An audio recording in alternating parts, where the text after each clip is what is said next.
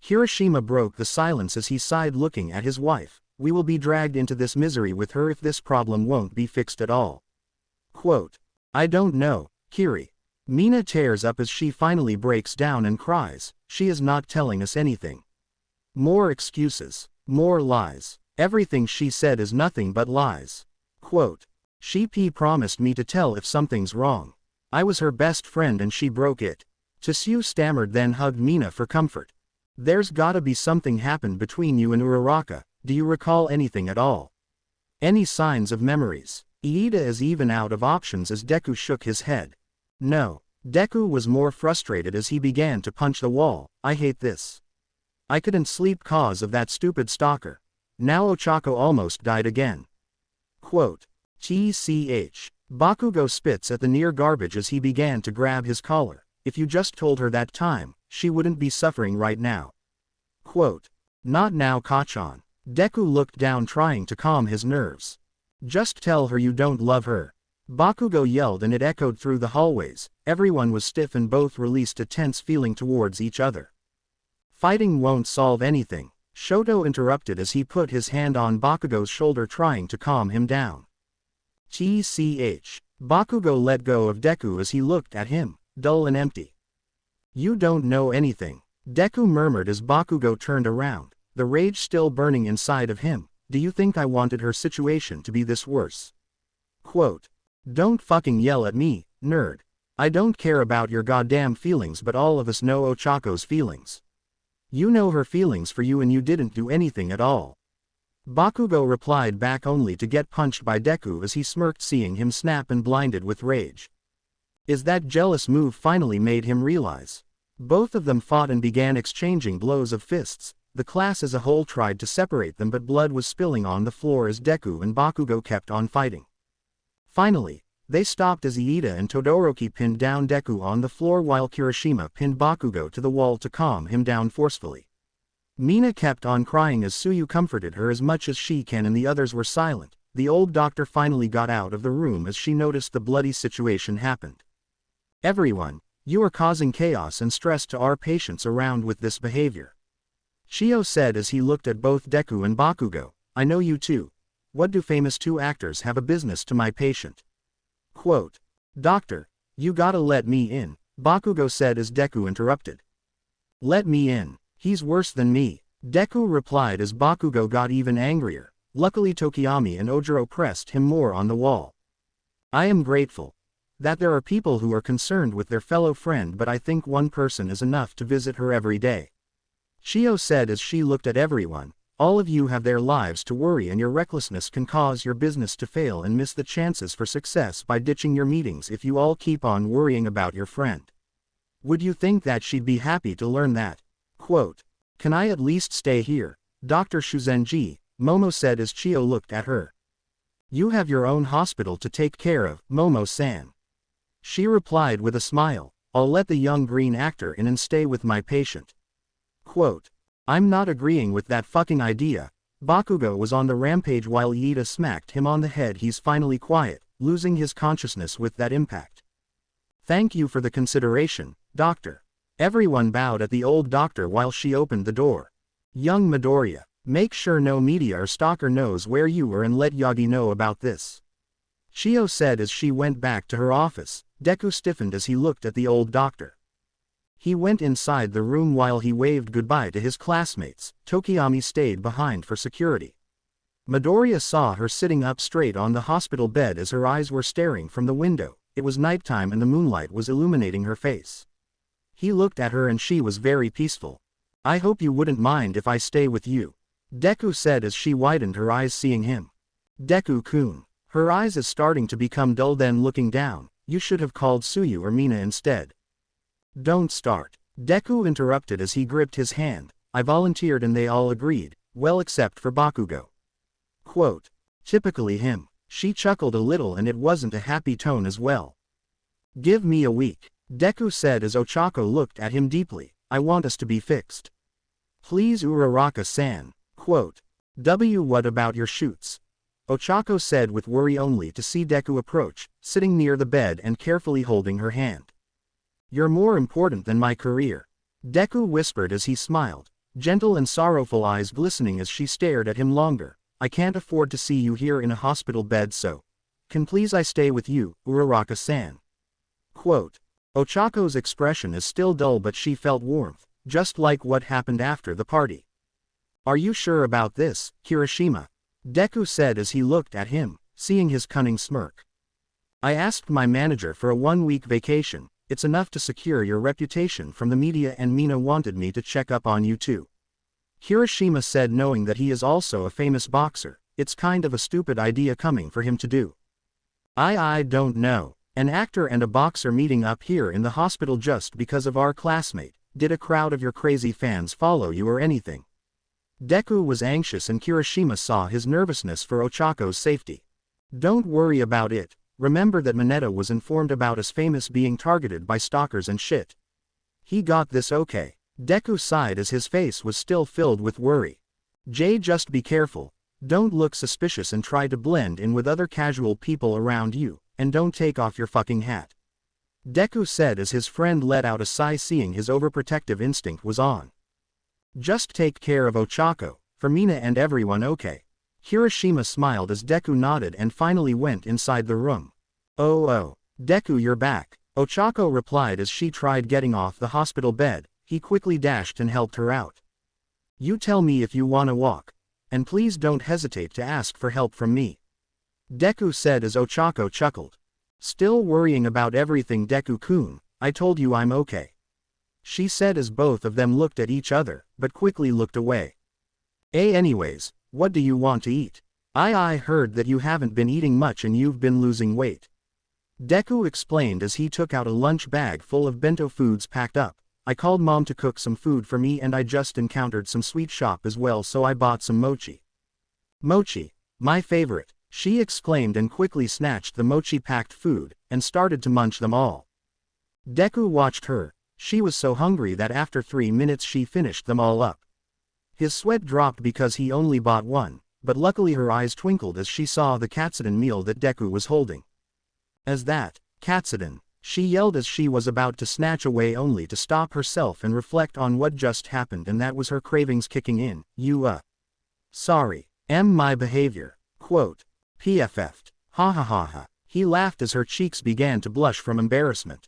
Now you are being meanie. Here I thought you would be taking care of me. She pouted and looked away and pretended to get mad. You got some appetite, Uraraka-san. Deku said as he smiles even more and started to face her, using his chopsticks to hold the pork cutlet to feed her. Here, open your mouth and I'll feed you. Quote. Ochako stared at Deku, who was feeding her right now. Her hands began to rub in her stomach, feeling once again the warmth and happiness. She felt flustered yet calm, so she slowly opened her mouth and took the pork cutlet, slowly chewing them and tasting it, better than the one she brought before with Suyu and Tokiyami before. Deku watched her enjoying eating. It was his breakfast, yet somehow he couldn't help but watch her eat his supposed food for breakfast. Though seeing her happy made his heart pumping faster, and he wouldn't stop admiring her beautiful face radiating from the sunlight at the window as she eats.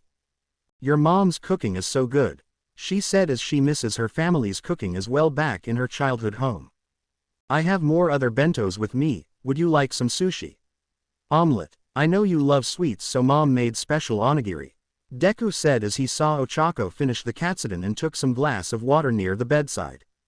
I'm full, but I'll eat them if I'm hungry, she said as she smiles at him. My stomach is kind of picky right now when it comes to food, you know. Quote. Deku goes to her cluelessly, and yet his face is closer to hers as his hand moves only to clean up the rice stuck near her lip with a tissue. Then tell me what you've been craving on these days. Quote.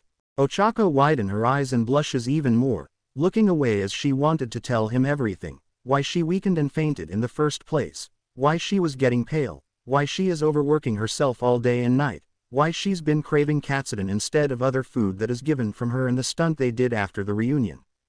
Are you okay? Deku asked as his eyes filled with worry. Yeah, sorry. I was thinking of what I've been craving just as you said, she said as she began to look down, gripping the blanket.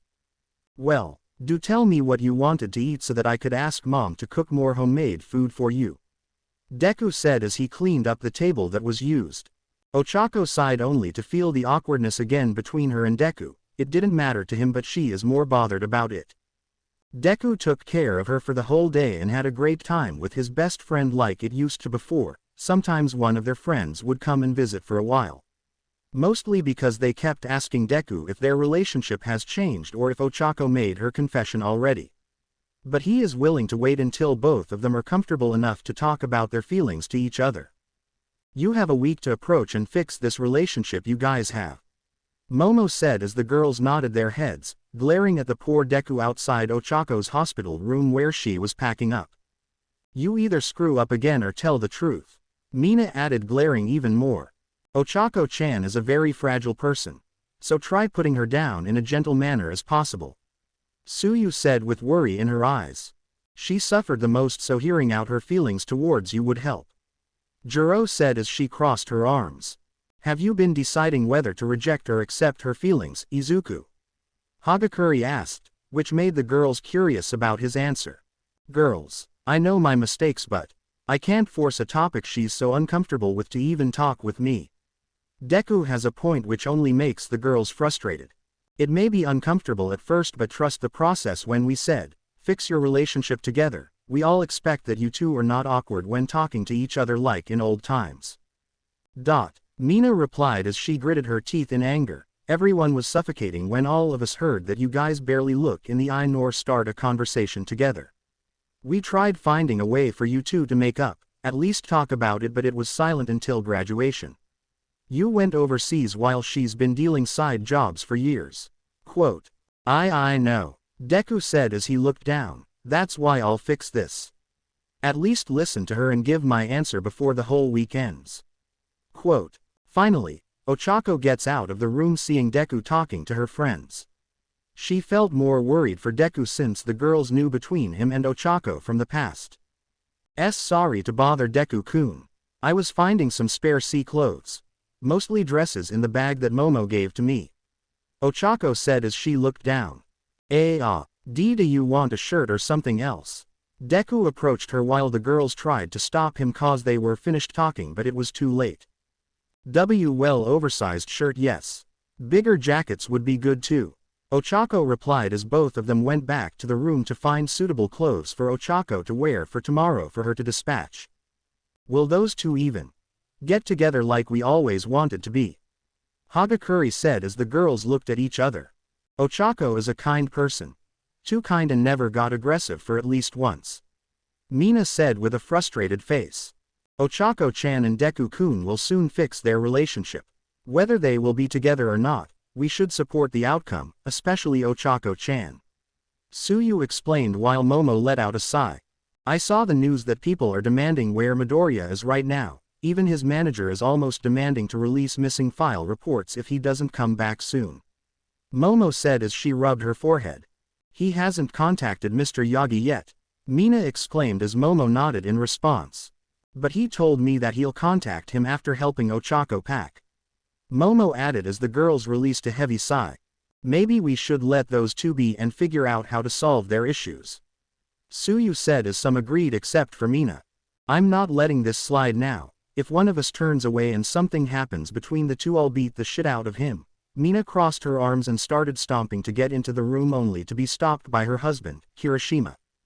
I think I'll be stopping you for that, he said, making his wife more angry than before, and the girls were scared to see a pissed Mina. Well, I'm not gonna let that fucking jerk make her cry, she growled at her husband, still going to reach the door only to stop her again, making her spin and almost dropped her only to catch her by the waist.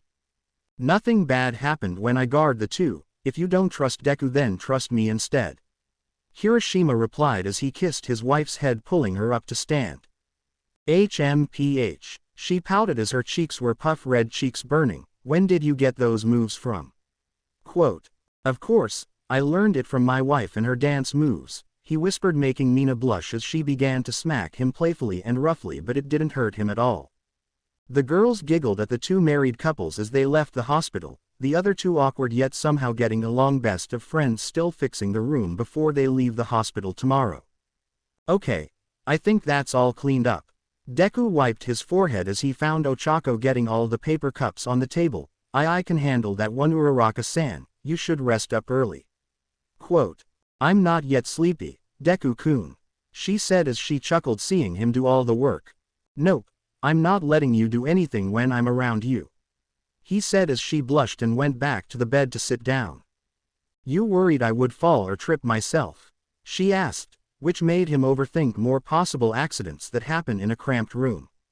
You know I can't help but overthink every possible scenario that might happen to you. Deku said while letting out a nervous laugh. That's the Deku I know, always thinking even though it's a waste of time to deduce. Ochako giggled while Deku only groaned, since I couldn't fall asleep, why don't we ask each other? Quote. Deku finished and put aside the garbage near the door for the janitor to get. Oh come on, you're scared of answering some of my questions? Uraraka asked as she smiled at him. There was no hint of fear or nervousness in her but Deku did inside his head panicking. I guess it's fine, Deku agreed as both of them sat together and faced each other. Okay great, since I asked you to join, I'm going first. Ochako coughed to clear her throat. How are things with your acting career? Did you get the chance to achieve your goals? Quote. Hey, how come it's 2 questions? Isn't that against the rules? Deku asked only to be shushed. Oh shush, I can bend the rules since I made you join this. So answer the question, they're both related anyways. Ochako said as he let out a sigh. I guess the career was fine, some were achieved. I have this shooting to become the next hero for the Plus Ultra company, like the continuous legacy of One for All power and stuff. He explained as she began to squeal like a fangirl. Oh, I remember you telling me that you wished to be a hero in a Hollywood movie someday, right? She asked as he laughed nervously with a nod. That's great. Can't wait to see the premiere then. Quote. Yeah, now it's my turn to ask.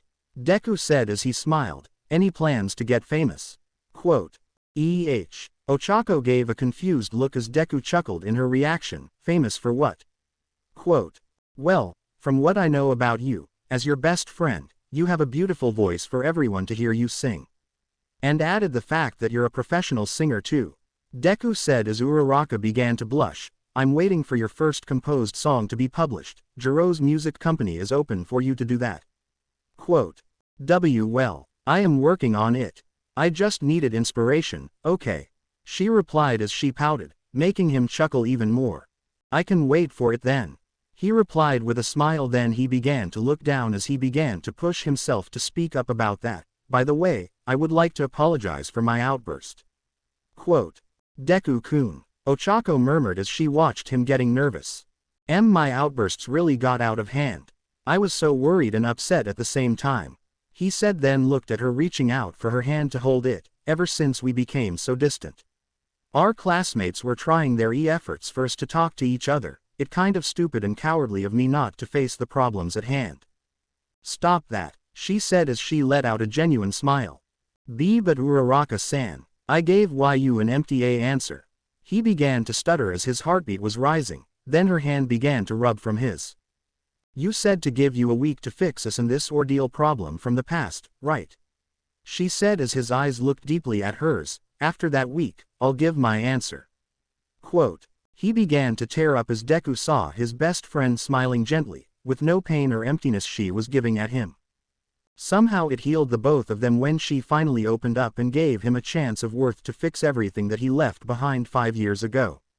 Ochako hugged him as he hugged her back tightly nuzzling on her neck not wanting to let her go this time. She rubbed his back for comfort and stayed like this for a solid 15 minutes just feeling their breathing and feeling the warmth from under the moonlight and stars in the sky. At least the baby could feel his father's warmth for a week. Maybe I should tell him about the whole pregnancy. She thought about it for a while. Maybe there is a chance to make it all up for the both of them. Maybe even develop their feelings towards each other deeper and clearer this time. I'm sorry for making you worry, Mr. All Might. I had a personal matter to handle and it's kind of an emergency. Midoriya is on his phone talking to his mentor, Toshinori Yagi, or also known as All Might. You should have texted me or at least called me immediately about this personal issue you are having, young Midoriya. The man on the other phone, Mr. Yagi, said with a worried tone. Can you please help me out with this? I'll treat you up to a hard workout session at the local gym when I get the chance we meet up. He begged as he heard his mentor let out a sigh. Okay then, is your best friend in better shape now? He asked Deku while the green-haired boy watched his best friend busy managing her cafe inside. I don't know, she still looks so pale and her weight is getting lighter than yesterday. I was going to treat her to some lunch after her morning shift. Deku said as he kept on watching his best friend carefully with worry. Young Midoriya, I know about what happened and Doc Chio gave me an email about it. Toshinori said as Deku began to listen, I don't know if I should let you know this but make sure she's cautious every day. Quote. What do you mean by that, Mr. All Might? He asked as if he missed some information from his best friend. Deku-kun, can you help me carry the delivery? He heard his best friend shouts as his mentor was about to tell him. Your friend seems to be. Sadly Deku hung up and quickly helped his best friend from her business. Deku didn't get the chance to hear what his mentor said but he was too concentrated on helping his best friend with her cafe. Luckily Kirishima and Mina's help with the service made the work for Ochako no hassle. Table 3's order is a cup of cappuccino and homemade carrot cake. Mina said from the counter as she gives the receipt to Ochako who was doing her best to give the food faster. The presentation looked so good it shines. Holy Mother Earth, that looks so good, Uraraka. Kirishima drools as Ochako transferred the order in front of him with the tray he's holding. Ah, thanks, Kirishima, I promise I'll bring you guys free carrot cake after the morning shift. She said as she winks while Kirishima gave a thumbs up loving the offer. Would you stop slacking or I'll kick you out of the cafe by force? Then Deku whispered coldly then his hand on Kirishima's shoulder felt gripped so hard that made him jumped in fear. Right. He dashed to the table giving the food with ease. Deku was pissed that he got a giggle from his Uraraka. Now that you're here, can you carry this for me? Ochako popped out of nowhere and quickly gave the boxes to Deku which he handled safely. Just follow me and be careful not to trip. Quote. I'm not that kid anymore, Uraraka-san. He clearly was annoyed and let out a groan reminding back when they first met. He tripped and luckily Ochako saved him. Thought. Give me a break. She giggled as finally pointed it where he should put it down. Both of us are responsible adults, I don't trip nor fall anymore. Deku protested as he make a pouty face like an angry child. I don't know about that. She kept on giggling as both of them came back out of the storage room and finally saw the customers going away, meaning the work is done. Gosh, Ocha-san, you deal with a lot of returning customers, they kept on asking why you didn't open yesterday. Mina said as she let out a sigh sitting down from one of the chairs inside the cafe. I guess they really supported my small business even though I planned to destroy it and sell to the business people who needed the slot. Uraraka rubbed her head as three of her classmates made a shocked expression. What the heck Ochako, your business is simple and aesthetic looking, the food is delicious, and a good place to vibe and hang out on. Kirishima said as he crossed his arms, out of all cafes I have visited, yours is better, to be honest. Quote. Well, I can't afford to pay up every month of the rent. I am really grateful for Suyu's money given to me, now I had to pay up what's borrowed. Then she was interrupted by a smack on the table in Mina's direction.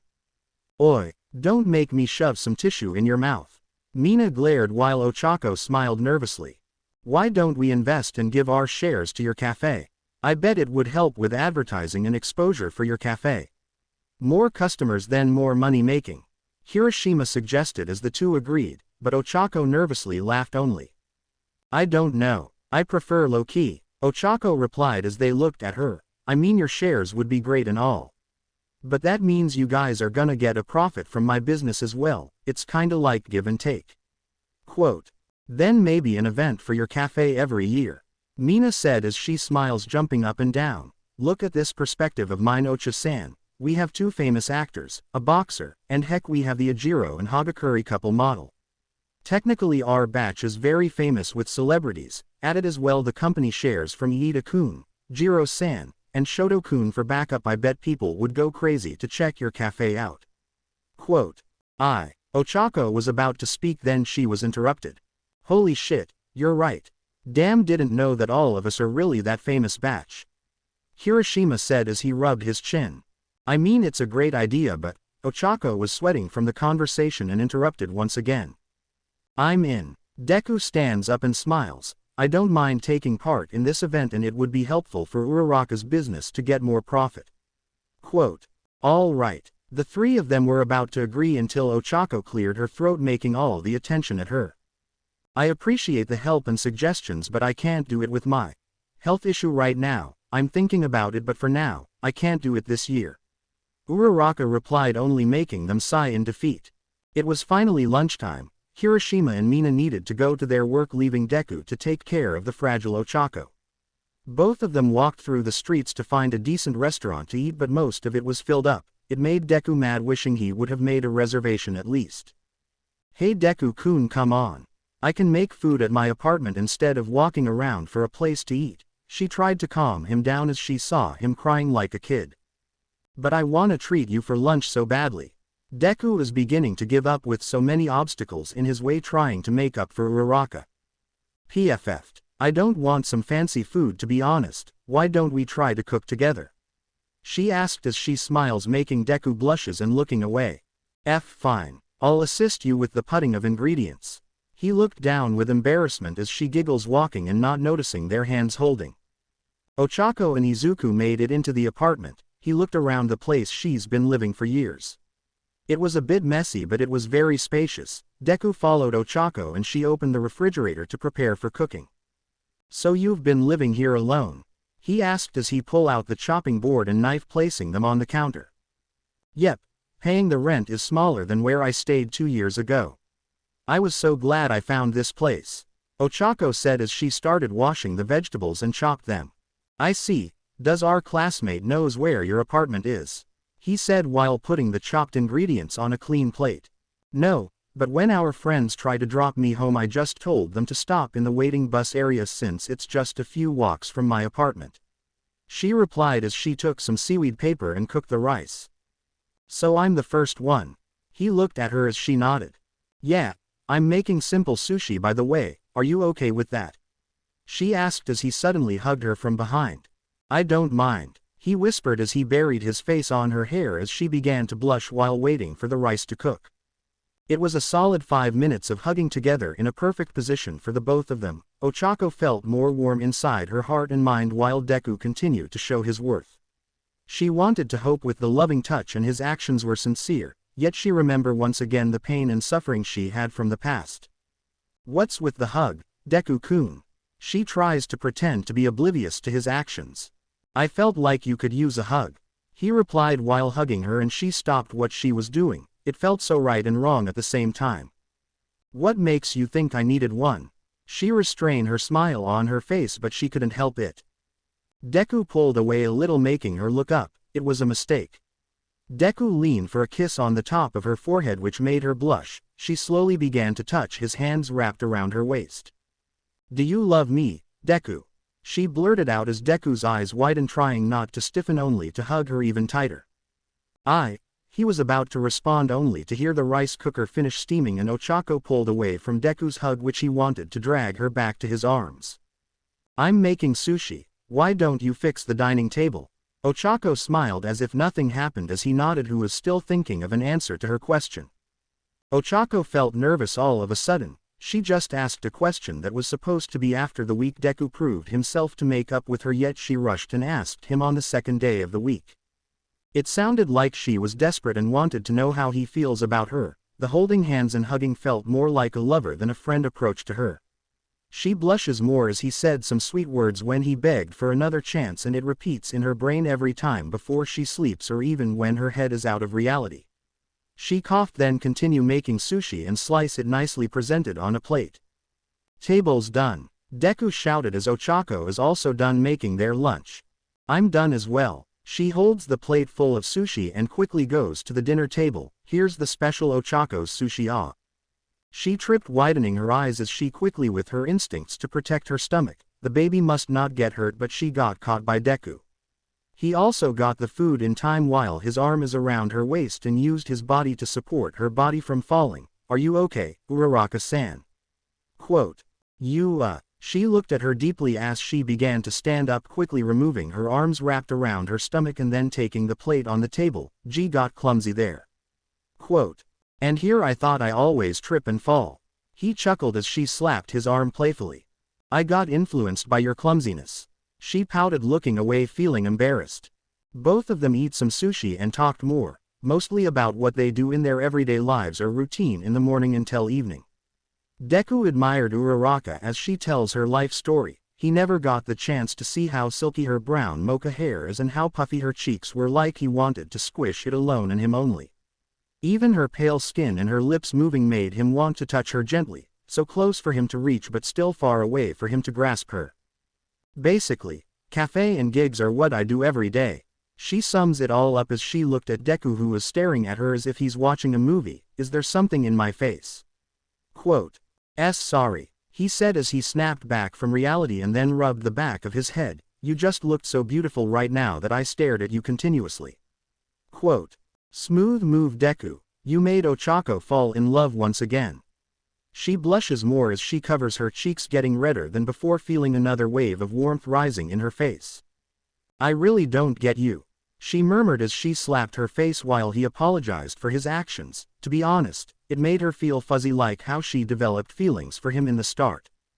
I just enjoyed seeing you talk and smile when you're around me. Ever since the distance between us made me lost, and got out of the path trying to retrace the steps I took. He said as his hands gripped his lap. Well, it was kind of your fault anyways. She giggled, then looked at him, but I don't blame you for running away.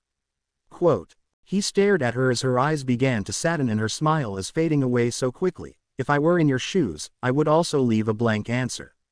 Quote, that's not the point, Uraraka-san, he said as his hand reached out to her. The fact that I love you, and I still am, I forgot to love myself. She said, making him stop. I'm such a selfish person, aren't I? Quote, Deku only looked down. She never became selfish. She never got to get what she wants. Well, in his perspective, he wanted to see the side of Ochako where she can get angry, she can find another man who deserves her. What did you love about me, Ochako? He asked, trying not to cry while looking down. You haven't answered my question a while ago.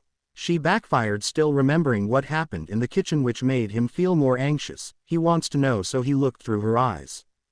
My answer is I do not know, he replied while she smiled. This time her heart closed in front of him again. I don't know either as well. Both of them only stared, leaving the unfinished food on the table. They are so stubborn, but he still has a bit more time. And he better use those days wisely.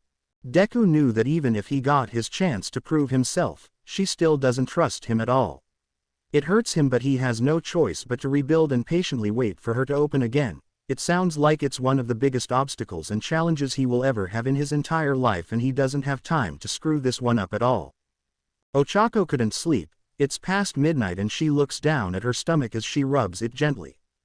She hums a lullaby for her baby, and it's getting bit visible, the small bump that she got. Luckily Deku's clothes were bigger, and made him borrowed every single oversized shirt he had in his apartment for her to wear every time she's going to bed early.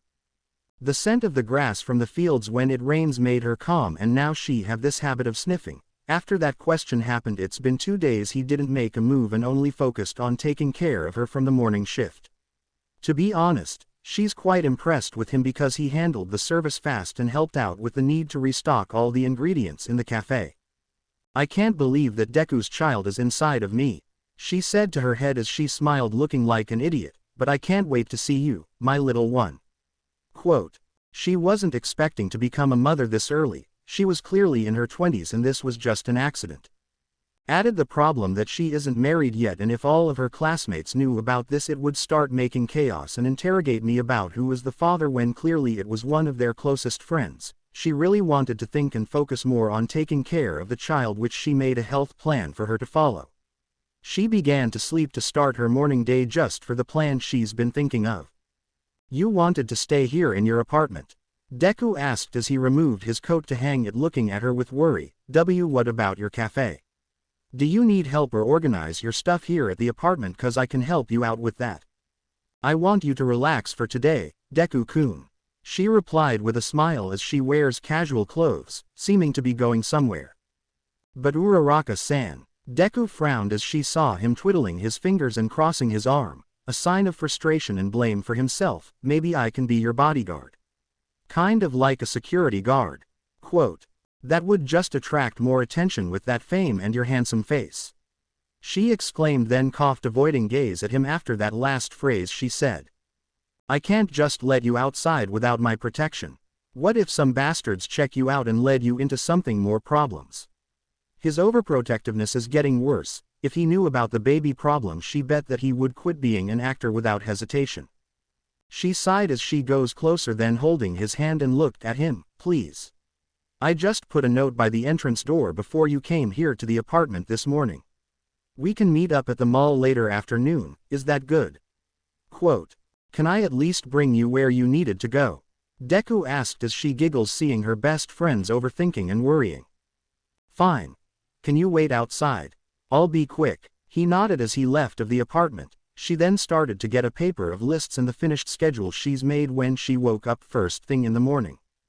There was some specific food plan, so she's going to do grocery shopping. It took some notes and research for what a pregnant woman needs, so she's making more adjustments between her work and life in balance by taking exercises and eating more healthy foods rather than craving the same katsudon for 9 months. She put her plan sticking in the fridge and smiles. She then put on her coat and shoes and started going out of the apartment where Deku was leaning in his sports car. You got what you needed. Where are you going anyways? He opened the door for her to sit in the front and she looked at him with a smile. Well, I plan to hang out with the girls today and I wanted you to try to focus on your preparation back for your job. I know you've been focusing a lot more for me, but... She paused a bit as she sat down, looking up at him and seeing a hint of blush on his cheeks. I don't want you always sticking beside me. You're an actor and I'm an ordinary citizen in the streets. Causing a scandal would ruin the hard work and dedication you built for the past 10 years. Quote. The young actor let out a sigh as he closed the door, going to the other side to start driving to the mall where he saw crowded people entering the mall. Deku began to feel more anxious as he gripped the steering wheel and Uraraka looked and let out a smile. Momo's guards will take priority of our safety, okay? She said, making him more worried than ever. I don't care. I'm too anxious to let you out of this car with these so many people. He replied as she only sighed. They got into the parking lot where Momo and the other girls waved, knowing the arrival of Deku and Ochako. Ocha saw on. Mina shouted as Ochako gets out of the car. Both of them rushed and hugged each other. You girls are early, she replied as all of them nodded. Well, Deku here is acting like an overprotective boyfriend of yours, ensuring that our hangout ends early. Momo giggled as Ochako blushed and pouted. God damn it, he's not my boyfriend. I knew this would happen. She crossed her arms as she stared at Deku. I am fine, Deku-kun. Quote. I can't help it, okay? Just be careful, and I don't want to hear news where you got kidnapped or are getting injured from a mass shooting. Deku shouted back as the girls laughed at him, releasing more stress and anxiety as he goes back inside his car. I swear this guy is close to being my dad, Ochako said as she looked at the girls who giggled. I am guessing that Deku told you why I called all of you. Quote. Yeah. But I know that's just baloney, Mina said as she smirks, looking at Momo and wiggling her eyebrows. We are all here to find some new baby clothes for the mini Shotos and Momo's at. Quote. Well, they are almost a year old, and the twins Kato and Homura are being energetic at the same time, going to an age where they will not be sharing much of things. Momo said as she nervously made a list of toys of their interest. Well, Tokiyami and I are planning to start a family soon, Suyu said as the girls were shocked, interrogating her. Gosh, you guys are getting that plan ready, huh? Ochako is just on the sideline learning and hearing each of their own thoughts and ideas. Since Momo has more experience, maybe she can ask for some pieces of advice from her without any suspicions. Well, having a family completes your life. Settling down with someone is one of the satisfied things you would ever have as an adult, Jiro said as she smirks. Seeing your husband do all the work for me is just making my day complete. Quote.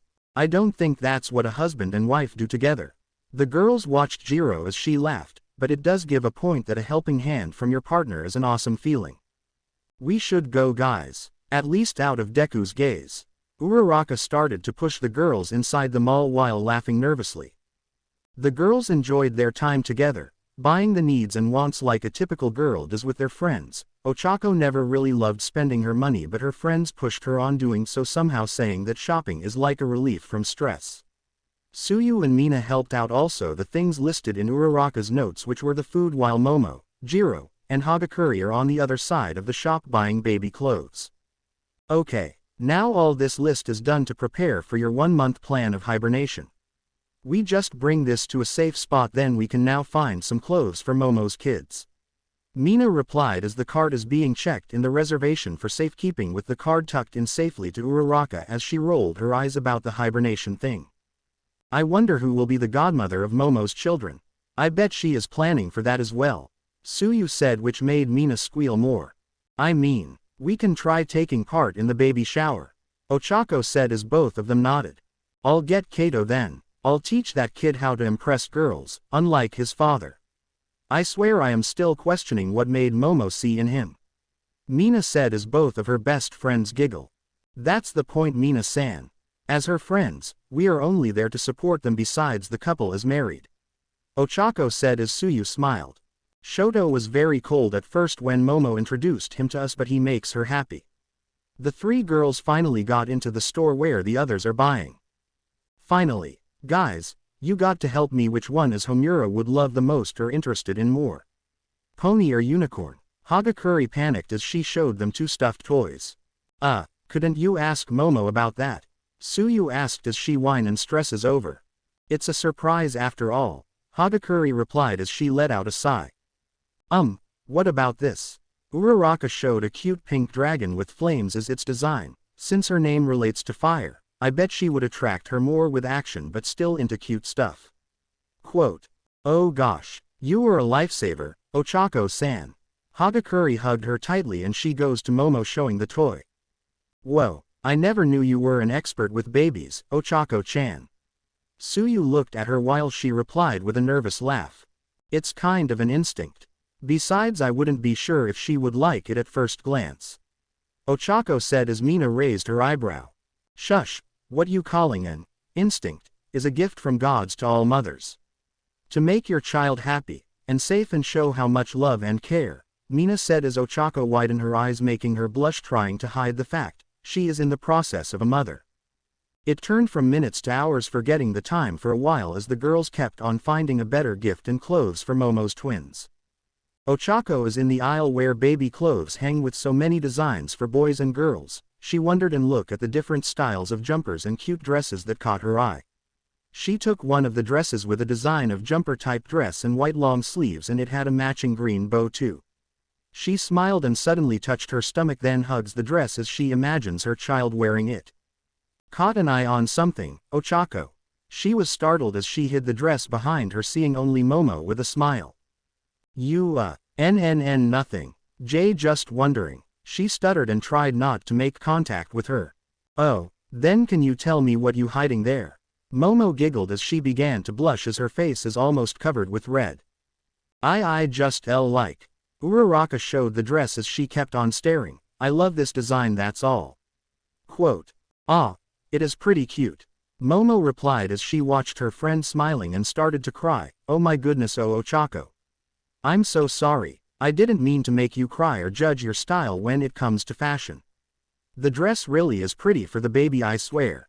Quote, I kinda plan to also. Ochako wiped her tears while smiling. I kind of planning to make this as a gift for Homura. Quote, you're not required to buy something for my kids, Momo said as she put her hand on Ochako's shoulder. Why don't I buy this for you instead? Quote, I'm not even interested to start a family. Ochako looked at Momo, who seemed to be disagreeing. It's kind of an instinct that you should buy it. If you didn't buy that, you'll go crazy to find this perfect outfit once you got a child in the future, Momo said as Ochako smiles at her response. You really think I have a chance to start a family, Momo-san? Ochako asked as Momo nodded. You never know, it might be Izuku, your husband and father of your child, Momo said as Ochako laughed. You know, I still hope for you two to be together. Quote, I don't think so. She kept on laughing, the fact that inside her heart it was breaking apart silently. Let me buy this for you then. Momo rolled her eyes as she giggled. It's going to be 12 noon. Deku informed me you two have been doing plans a lot. Quote, we do actually. I see his effort working at most parts. His concern and overthinking is still there. the same old Deku I knew when we were in high school is still there. Momo loved what she heard from Uraraka. There really is a chance for those two to make up. Whatever the choice or outcome between you and Midoriya-kun, I will always support you, okay? Momo said as both of them walked towards the cashier to buy the cute dress Ochako picked. If there's something bothering you, don't hesitate to talk about it with me. Quote. Well, there's one thing. Ochako blurted as Momo looked at her. Really? Momo was shocked that Uraraka asked something from out of all the girls. Why not Mina or Tsuyu? Quote. Let's say, you were the only one who would get this thing I wanted to talk about. Ochako said as she rubbed her head. Momo shuts her mouth as she thought in her head, even her best friends couldn't possibly understand her. Quote. Maybe after this the crazy week I am having with all the problems with Deku. Ochako said as she stared at her, with a serious face. What do you mean? Momo asked as both of them stopped. Well, you see, it started when then her phone began to ring. It was Deku calling to her. God damn it, Deku, you got to be so impatient now, aren't you? Momo said to her head as she watched Ochako answer the phone. Sorry about this, Momo-san. She gave the dress to her while covering the phone away to her and smiles. Can you buy it for me then when I got the chance to talk with you? Bring that dress with you if we meet up. I'll pay you up. No need to pay, Momo said as she took the dress. I'll buy it for you in exchange for what you wanted to talk with me. Quote. Ochako smiled as she quickly left the store. Momo stared at the dress she's been attached to. Her mind wouldn't want to go overboard, but the unexpected crying and all the baby talk made her uncomfortable. Is it something too personal that she is hiding it from everyone? Momo is dying to know what Ochako is trying to tell her. People do say, patience is bitter, but its fruit is sweet. Deku. A blurry memory is playing as the flustered woman moaned as her face is flustered. Deku felt his body burning up and the toxic smell of alcohol everywhere around him as he was on top of the woman he is dealing with right now. Fuck, that voice of yours makes me turned on, Deku whispered in her ear as he heard her whimper, then kissed down at her neck. Keep saying my name, moan for my name only, darling. Deku. Ah. She kept on moaning and groaning as her nails dug into his back, making him suck more on her neck, forming so many hickeys. You love that feeling. He kept on kissing her neck down to her squishy breasts, burying his face from it. Please. Stop. She begged as he looked at her. Her face is blurry and he couldn't recognize nor remember at all. Why stop? You wanted me, right? Your body loves to respond only for me. He never remember, he said that, hearing her sniffs and gripping his long sleeves polo. Do you even love me? She cried softly as he widened his eyes like he heard this somewhere before. It was total silence and he began growling. Clearly doesn't like her question at all, making him show what his answer to it. He started by devouring the poor woman with his bites and kisses on every part of her body. She moaned softly as she gripped his hair tightly. Somehow her actions wanted his attention. He wanted her to moan his name and make her covered by the hickeys he made. Gently kisses her as he removed their clothes, pulling her to sit up straight while caressing her cheek and keep on kissing her roughly. She wrapped her arms around his neck, basically submitting to his desire to claim what truly is his. Tell me, what does my sweet want? He pulled away, looking at her blurred face as he rubbed her curved body, wanting to see if she's smiling. He wanted to know who was this girl. You Deku-n. I want you to love me. She replied as she touches his bare chest, seeing her head moving down like she was avoiding him. Do you think what I'm doing right now isn't making love to you, He asked as he started to push her gently to the bed where he was on the top and she was at the bottom. Deku. She began to stutter, looking away and still not looking at him directly. He knew she wanted him, but what was stopping her? Luckily she kisses him softly. Her lips are so sweet to taste, yet the bitterness of the alcohol was there. He smiled a little as he leaned closer to her, nuzzling his nose at her, then kissing her forehead, trying to give the loving kiss that seemed to catch her attention. Do you trust me? Quote. Yes. And finally the memory stopped, and that dream wasn't satisfied at all to him. Deku woke up and panted. He rubbed his hair, releasing more stress and what he just dreamed just now. What was that? His head hurts once again as he stands up, going to the kitchen area to get some cold water. He just woke up at 4:15 a.m. I should try staying back home with mom's place. Quote. He chatted with one of his friends. technically Shoto and Iida, about the sleeping patterns he's going through. Even the medication he was given just made him wasn't helping at all. He stayed awake and started his day by going to Ochako's apartment, with a quick shower and stuck picking which one is a good shirt to wear in front of her. He worries a lot about his looks even though he's one of the most famous actors in Japan, still so insecure about his appearance when he thinks about Uraraka's opinion of what he wears and such. Turns out that when he got there, she is going somewhere with the girls. It really made him mad and typical jealousy on his face when you looked at his pouty face, so he made some adjustments at a perfect moment to take action at 12 noon at the afternoon to hang out after the grocery business, so he goes with the boys waiting. "So, you've been asking her out like some kind of date?" Shoto asked as Deku looked at him. "I don't know if I could say it's a date. More like a hangout with a friend," Midoriya replied as Iida sighed. "So basically, to hang out with Uraraka-san, that is basically screaming to be called date, just to make up with the problems between you. Does that even make sense?" Iida said as Shoto chuckled while Deku groaned. "Look, I am still confused with the relationship I have with Uraraka-san. It's kind of like complicated, you know," Deku said as the boys facepalmed.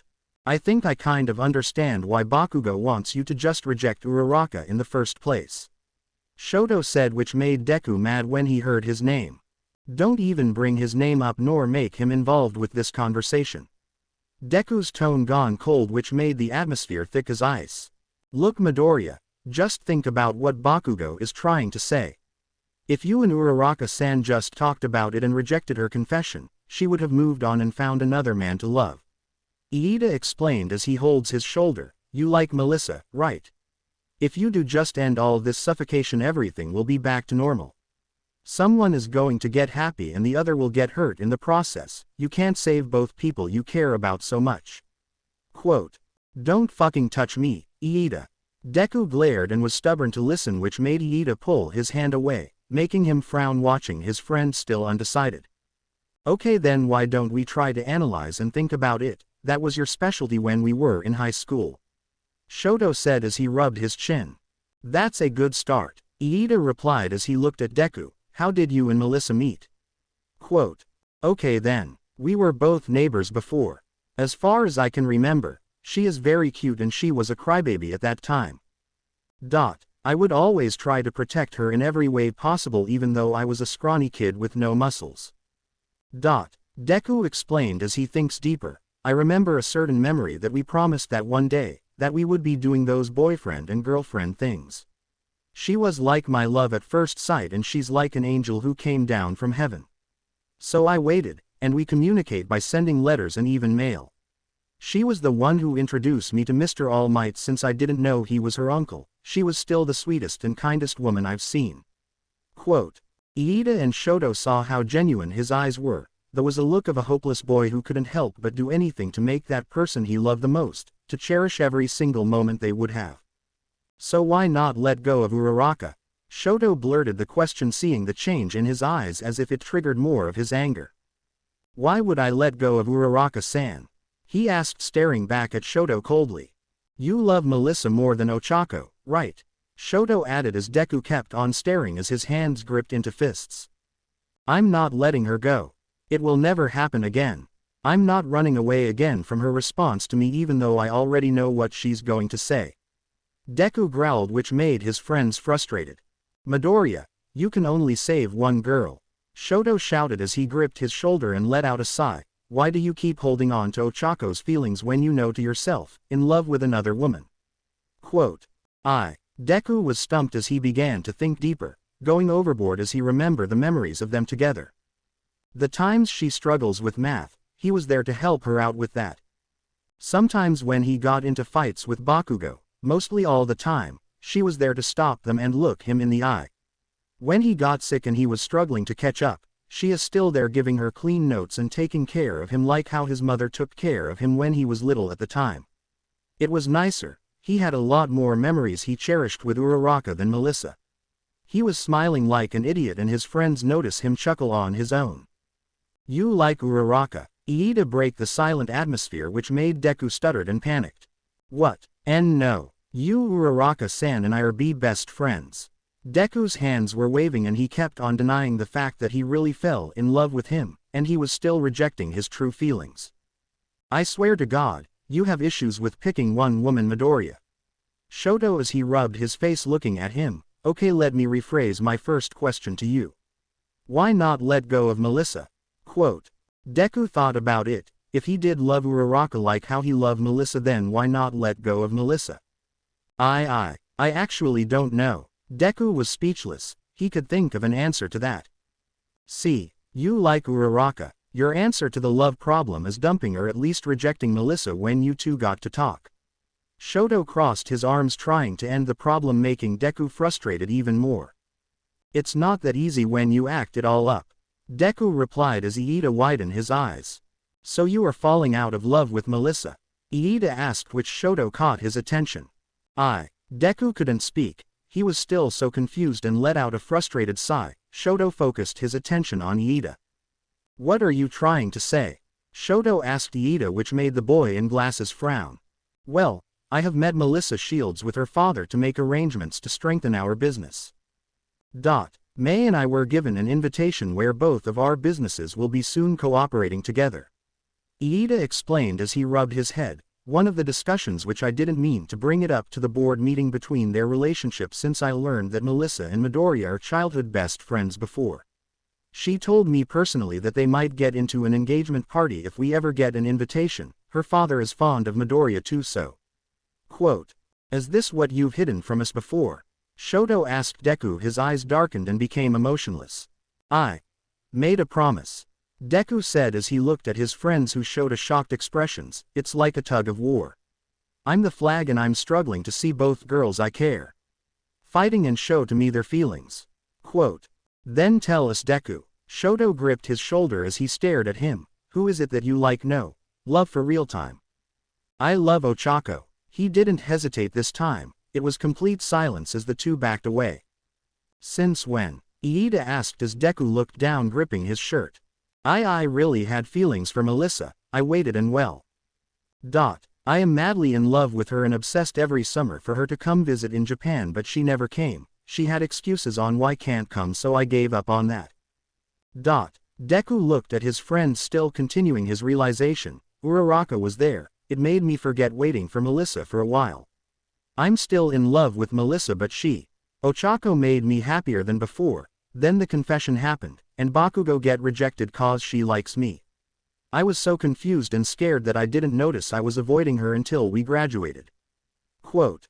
Deku words and thoughts are now different. He wasn't overthinking or even overanalyzing the scenarios, which every word came from his confused heart as trying to say, when I got the scholarship going to America, I was really excited to meet Melissa, but not like before where I go to my phone for text, emails that she sends me every holiday. It's pretty much gone when I tried to revive that excitement. Quote. You are the most oblivious and slow-minded person I've seen in you, Deku. Shoto, which ruined the moment, making Iida laugh loudly. Really guys, I was talking sincerely. Deku made a crying face and both of his friends laughed even more. You think a lot, Midoriya. Even you, the smartest guy in class, got pretty messed up expressing your feelings to a girl. Iida said as he smiles. You know how hard to get your attention that we made the reunion party for you guys to make up. Wait, what?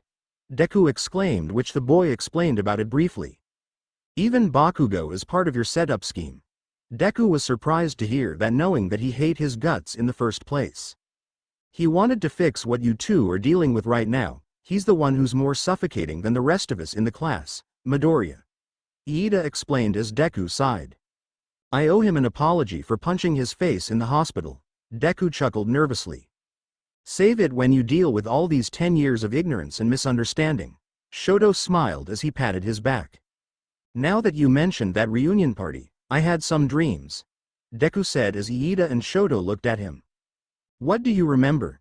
Iida knew he had that bad feeling that Ochako doesn't tell the truth. It has bothering him. Well, I wouldn't say a good memory if I try explaining. Deku replied as he looked back at his friends. You said that Uraraka-san is the one who took me back to my own apartment, right? Yeah, Bakugo is with me as well, Iida said as Shoto listened. I have a blurry dream and I don't know if you guys would like the dream I had, but Deku said as he rubbed the back of his neck and let out a sigh. I couldn't remember much, but I think I am not thinking straight that time. You took advantage of her? Iida shouted as he stands up.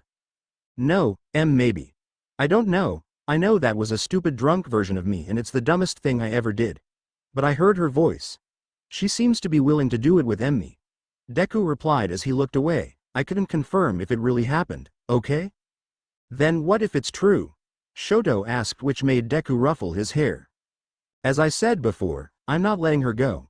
Not this time, Deku said with a serious tone while Iida rubbed his forehead. What are you planning with Melissa? Iida asked as he looked at his friend. I need to tell her. I know it would hurt the both of us. But I can't pretend anymore and someone's got to get hurt in the process. Midoriya let a little sad smile as he looked at his phone. Some promises do have expiration dates, you know. It was 12 noon, and Midoriya has a date with his best friend. Ochako is waiting at the entrance of the mall where Deku is going to fetch her. She holds all the groceries and it's kind of heavy. She put them down for safety as she wiped her forehead with sweat, trying her best to take cautiously for her and the baby inside forming. She saw people staring at her, mostly guys, and it made her uncomfortable trying to look at her clothing if they're inappropriate looking. Fuck, that chick looks so busty. The man whispered as he elbowed his other friend. You think that's a good practice to get laid on? I bet she's a virgin. The other man replied back as she felt her back crawling with their hands. She gulped as she tried finding that green sports car. Where are you? I need you, Deku-kun. She thought to her head as she clutched her shoulder bag trying to calm herself. Hey, gorgeous. The man approached along with his friend. She slowly turned around and looked down. Why yes. She whispered, then looking at two men who go closer than ever. Luckily she backed away. You seem to be going home. Why don't we handle it by taking you where you live instead of waiting for a taxi? The man lent his hand. It looked dirty and his smile looked like a perv you see in the tight streets. I have someone to fetch Emmy, she said softly as she kept on backing away, dragging her groceries away from them while clutching her hand towards her stomach. Oh come on babe, a pretty lady like you might get hurt, you know? The other man said as she didn't notice his arm slithering to her waist, which made her flinch and smack his arm. Please sir, don't touch Emmy. She trembled, feeling that dirty hand still there, which made the man pissed. Look lady, I'm being nice. The man glared. She was now cornered, pinning her from the wall as the other guy smirks and he holds by her waist. I'll make this quick for you, babe. She covered her mouth as her tears were going down while closing her eyes fast, trying not to make a scene around her. She knew that her situation is worse. She wanted to scream for help but no police officers were found. She wished he is here to save her. But then she felt a swift movement as she opened her eyes. It made her shocked. Izuku Midoriya with a pissed face punched the man. What the fuck are you doing to her? You good-for-nothing bastard. His tone was cold and low, making her tremble as she tried to breathe calmly. The other man approached his friend and looked at Deku, who was also angry. Who the fuck are you? He then pulled out a knife which straight attacked Midoriya, only making him scratch his cheek. Deku's acting was a great instinct since he had experienced this kind of situation in his action movies. He knows self-defense and pinning the man from the ground with another cold glare. You touching my woman, that's what? He replied like spitting venom. The man looked at the Deku, which made him surprised. He started to back away. Why you're that famous actor Deku. I'm sorry He chickened out as he carried his friend away while Midoriya took out his phone and made a quick call. Deku-kun. Ochako whispered as she fell from the ground. She rubbed her stomach while tears still going down and hugging her knees tightly. Thank you, do take care of this for me, he said as he ended his call. He turned around with a worried expression. Uraraka-san, are you okay? I'm fine. She stuttered as she quickly wiped her tears away. What about you? Why your cheek? I'm fine. It's just a scratch, okay? What I'm more worried is you. Why you should have waited inside a cafe or something, he said as he rubbed her wet cheek, frowning. Did they hurt you? Touch you? Threaten you? I'm really okay. She tried to calm Deku more than herself as she bit her lips and looked at him, pulling out her handkerchief to patch up Deku's small wound on his left cheek. He sighed as leaned closer, kissing her forehead, making her blush. Then he pulled away, looking to the surroundings. I swear to God, cops are not doing a good job protecting people, he growled with his eyes still filled with anger. Deku-kun, she said as he looked at her, I wanna go home. He didn't hesitate and carried her quickly to his car along with the groceries she bought. The ride going home is very silent, and when both of them got back to the apartment he makes sure she got home safely. He put down all the groceries and took care of them, putting them on the shelves as he heard the door open where she changed some of her clothes. He saw one of his shirts which made him smile like a kid. Deku reconsidered adjusting the date here, even though it's not that fancy enough to look at. "Are you hungry? I can order some food for you," he asked as he goes to Ochako, who sat down on the couch seeing her all wrapped up with a blanket. "MNMM. Can you buy some katsudon?" she said as her eyes were about to close. "Also some mochi." He gently moved her towards him, which she nuzzles as she nods. "Buy 10 boxes of mochi, please," she said with a sleepy tone as he chuckled, then took out his phone to deliver. After that he watched Uraraka sleeping on top of him as he caressed her hair as she nuzzled her face against his shirt. He felt her breathing as he pat her back, trying his best to stay still and not make her wake up. "As I said before, I'm not letting her go. Not this time." Quote. That's what he said after he left his friends. He was clear on his feelings and he picked Uraraka. He knows the consequences and the outcome of his relationship with Melissa, his childhood best friend. It took him years to realize that long-awaited feeling, and finally his mind made up to get Ochako no matter the cost. Suddenly his phone rang. He scooted away as gently as possible, then gets out of the apartment to look who was calling him. It was Mineta. "Hello," he answered as his tone changed. "I got the people you asked me to kidnap. What do you want me to do?" he said from the other phone as he could hear the background screaming of pain. "Throw their bodies on the water. Or make them go suicidal. I don't fucking care. Make them beg that they made a mistake touching her," Deku said as Mineta chuckled. "Didn't you got some nasty side inside of you, Deku? You could be a great villain in a movie, you know," Mineta replied as Deku heard him taking smoke. "Those peasants made Ochako involved in this shit." Quote. Deku hummed as he looked from left to right on the hallways as he leaned on the door of Ochako's apartment. "Well, I had my ways how to dispose of them. No need to result in their death, Mineta persuades as Deku let out a sigh. "Fine, whatever, but I expect you to make double security and a professional agent to look out for Ochako when I get back to work." "I'll double the payment," he said, which made Mineta surprised. "Ah, you can count on me, I won't let you down, Midoriya," Mineta replied, and finally Deku ended the call seeing the delivery man with the food. He goes inside the apartment as he feed and took care of Ochako. She noticed him being caring and acting like how a boyfriend would do when they take care of a girlfriend. She is getting flustered as she tries not to hint at any smile or blush. With all the days she experienced with Deku, this one was the best one yet. Thank you so much," she whispered as Deku smiled, putting away the clean bowl. "I bet you were traumatized when that happened," he said as he showed a sad smile rubbing her cheek. "What happens when I'm back to do shootings? I can't help but worry more." Quote. PFF'd. "I can manage, Deku-kun," she giggled as he smiled, seeing her in a good mood. "How's your cheek?" Quote. It's fine, don't worry about it," Deku replied as she noticed that he didn't treat his small wound. She reached out for the first aid kit hidden in the nightstand near at the television. "Well, shouldn't you be worrying about your face? A scratch could make any makeup artist panic seeing their good-looking actor having a flaw wound in the cheek," Ochako responded as she put the cotton with alcohol and then gently clean up his wound. "Don't you move." Quote. "You think I'm good-looking? Ow." He winced as she aggressively cleaned his wound. "Don't push my buttons by changing the subject. Take care of yourself," she replied as slowly patched it up with a bandage, which she saw him smiling, making her blush. "PFF'd, I rather see you not getting hurt. And I would do it all over again," he said as she looked away, trying not to pout while he saw her face being all cute again. "Is this the effects of your lonesome moment in your apartment?" She wrapped herself with a blanket and slowly looked at him, seeing his face getting even more handsome than before. "Well, having company changes the mood. If you want, I could visit you every day. You can come to my apartment too," he said as she widened her eyes, her cheeks getting redder. No need." She looked away, making Deku chuckle. "Then I'll visit you every time I finished shooting some scenes. Better." Both of their eyes met and couldn't look away. She felt her heart pounding, just like how she fell in love with the high school Deku. "You still have 2 more days. She pouted as she covered her flustered face with the blanket, you eager to go back badly. Quote.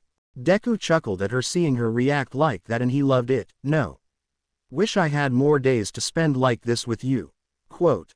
They hold hands together even though their relationship is so complicated and they haven't talked about the problem they had before.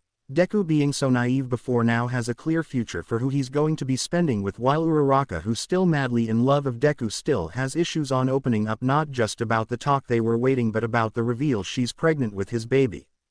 They don't think much about all this, they only enjoyed the silent evening and the warmth of their hands together on the couch. You want me to do what? Uraraka was shocked by the offer as she calls, it's 9 in the morning and she just woke up that time. I saw your resume and girl.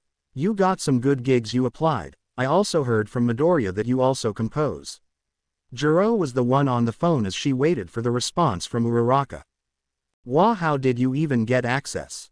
You know what, never mind, don't waste on looking at my resume, your company has a good reputation to hire famous singers. She said as she heard Jiro groaned with annoyance. Stop degrading yourself and accept it. She demanded, which Ochako made a poker face. I can't just accept the offer that easily. She mumbled as she looked at the mirror which reflected the Ochako in pajamas with no good looks at all. Fine, why don't you check out the company?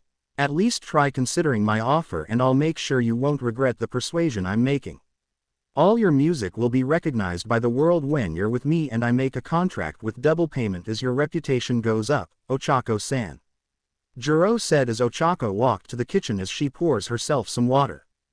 Okay, I'll go and reconsider the offer. Ochako replied as she heard her friend squeal as her husband yelled from the background. Yeah, she took the offer, babe.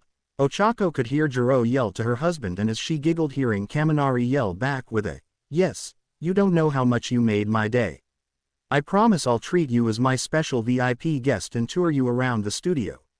Quote. Right. Geez, I ain't that popular yet you were that excited to see me join. Ochako giggled as Jiro laughed. You don't understand the opportunity you got, Ochako. Jiro said as she should hear the snickered on her smile, I'm making you do this for your Deku. Quote. Hey, that wasn't in the contract. She was going to lecture her but she hung it up, her friends never changed I guess. Deku left early since he was needed in his shoots badly. She saw his note which made her blush to tell that they would hang out later tonight. Since she doesn't have a thing to do rather than staying at her comfy Mochiko cafe, she planned to go to Jiro instead. Ochako took a quick shower and had casual clothing to wear. She used her brown coat for warmth and wrapped a scarf around her neck. She locked her apartment as she took the transportation bus to Jiro's company. She tried to calm herself and she felt how she got that feeling when she is going to be interviewed in her first job. In exact 1 hour later, she was finally at the entrance of the music company that Jiro inherited from her parents. It was big, too enormous that it makes her puke. Uraraka. She saw Kaminari waving and going in her direction which made her smile seeing a familiar face. Kaminari-kun, where's Jiro-san? Ochako asked as both of them got inside the company. She's handling a recording right now, wanna come and check it out? He smiled as she was being escorted. Last time I checked your company, it's like simple but now it has a good vibrant now. Ochako said as Kaminari chuckled. She didn't like the design that her parents had with the company, so she assigned me, her husband. Luckily I got some good ideas and she appeared to love them ever since. He replied as they go up to the elevator, so, I wonder what you got on your sleeves. Quote. I'm just here to check out. I feel overwhelmed when I got invited by one of the famous music companies in Japan. Ochako let out a sad smile. I'm not that special, you know. Quote. I don't think so. Kaminari disagreed which made her look at him. Uraraka, you got talent ever since we saw you on the stage. You act so good, charm all the boys at school, you have an incredible voice. I mean seriously stop degrading your talent. You should have gone with acting too. Quote. PFF'd. I don't know if you are saying that just to make me feel better or did your wife put a chip inside your head? She said which made Kaminari laugh. Everybody needs a change. A chance to check out the new, yeah. You're the only one to seize. The changes you take yourself through. Oh. Then they heard a girl singing as they enter the recording room where Jiro is in a pair of headphones listening to that good clean voice going up with a crescendo. Ochako watched from the glass where it was a good-looking blonde girl smiling as she looked at the paper. "That's so good. Let's take a break. Come here after you fix yourself up," Jiro said from the mic as she took off the headphones seeing me and Kaminari. "I brought our trump card, babe," Kaminari replied as Ochako smacked his head. "Ow. Thought I'm just telling the truth." Quote, "Seems that you got here early. Just in time. You had breakfast?" Jiro asked while Ochako shook her head. "Well, I was planning to wait for lunch to eat," Ochako replied while Jiro shakes her head. "Nope, we are eating and I'm not reporting to him that you didn't eat breakfast," Jiro said as she crossed her arms. "Don't skip meals, Ochako." Quote, "Right." She laughed nervously. "Is she my mom now? I swear the worry is getting ridiculous." Quote, "I'm Hiri," the blonde woman interrupted as she smiles. "Oh, Ochako, I would like you to meet Melissa Shield. She's an actress and singer," Jiro said as she looked at the blonde girl. "Melissa. This is one of my best friends, Ochako Uraraka." Quote, "It's nice to meet you, Uraraka." Melissa smiled as she extended her hand for a shake. It made Ochako stiffen. She heard the name Melissa before. Hi, she said shyly as she extends hers as well, shaking her hand as well. It was definitely Melissa, the girl who also has feelings as well with Deku. It's so uncomfortable. Ochako could speak much as she watches Melissa having a smile on her face. She gets along with the people around her, even with Jiro, and Kaminari is fond of her. She kept on looking down as they get into the cafeteria on the ground floor of the company building. "You are hard to reach, but I am glad you picked our company," Jiro said as Melissa giggled. "Oh gosh, I am very grateful to be here working in collaboration for the upcoming movie. It's been a while since I am going to act again," Melissa said as she kept on yapping with a friendly tone to other staff in the company, while Ochako wants to be invisible or float away so badly. "Well, I do hope you continue your acting. I heard you will be having an early retirement," Kaminari asked as Melissa nodded. "I have my dad's business and I am the only child to inherit it, so this might be my last acting and singing," Melissa replied as Ochako kept on listening. "Ochako, what food do you like?" Jiro looked at her friend who seemed to be anxious and uncomfortable. "I heard the menu has mochi." Quote, Oh, I think I'll pass with sweets." She declines as she goes forward, which made Jiro frown. "Your friend seems to be bothered. Is she okay?" Melissa frowns as Jiro sighed as she watched her friend going by her own. "She had some personal issues dealing with right now, though she got really good skills to show. That's why my wife and I are planning to make her someone that people would look up to," Kaminari replied as he looked at his who smiled, agreeing with what he just said. "She's that special. Wow, I would love to work with her someday," Melissa exclaimed as she gleefully smiled at them. "Totally, but I don't think she's in the mood to talk with us," Jiro said as she nervously rubbed her cheek with her finger. "Is it that week period?" Melissa whispered as Jiro nodded. "Kind of." Jiro observes her friend's behavior, and it was very strange because she knew that when she's gloomy or refuses sweets is a sign that something is bothering her. Ochako was the first who got in the cafeteria and goes to the near counter where the food is being served. She took the silver tray ready to put food by the chefs aligned in what food they are going to serve.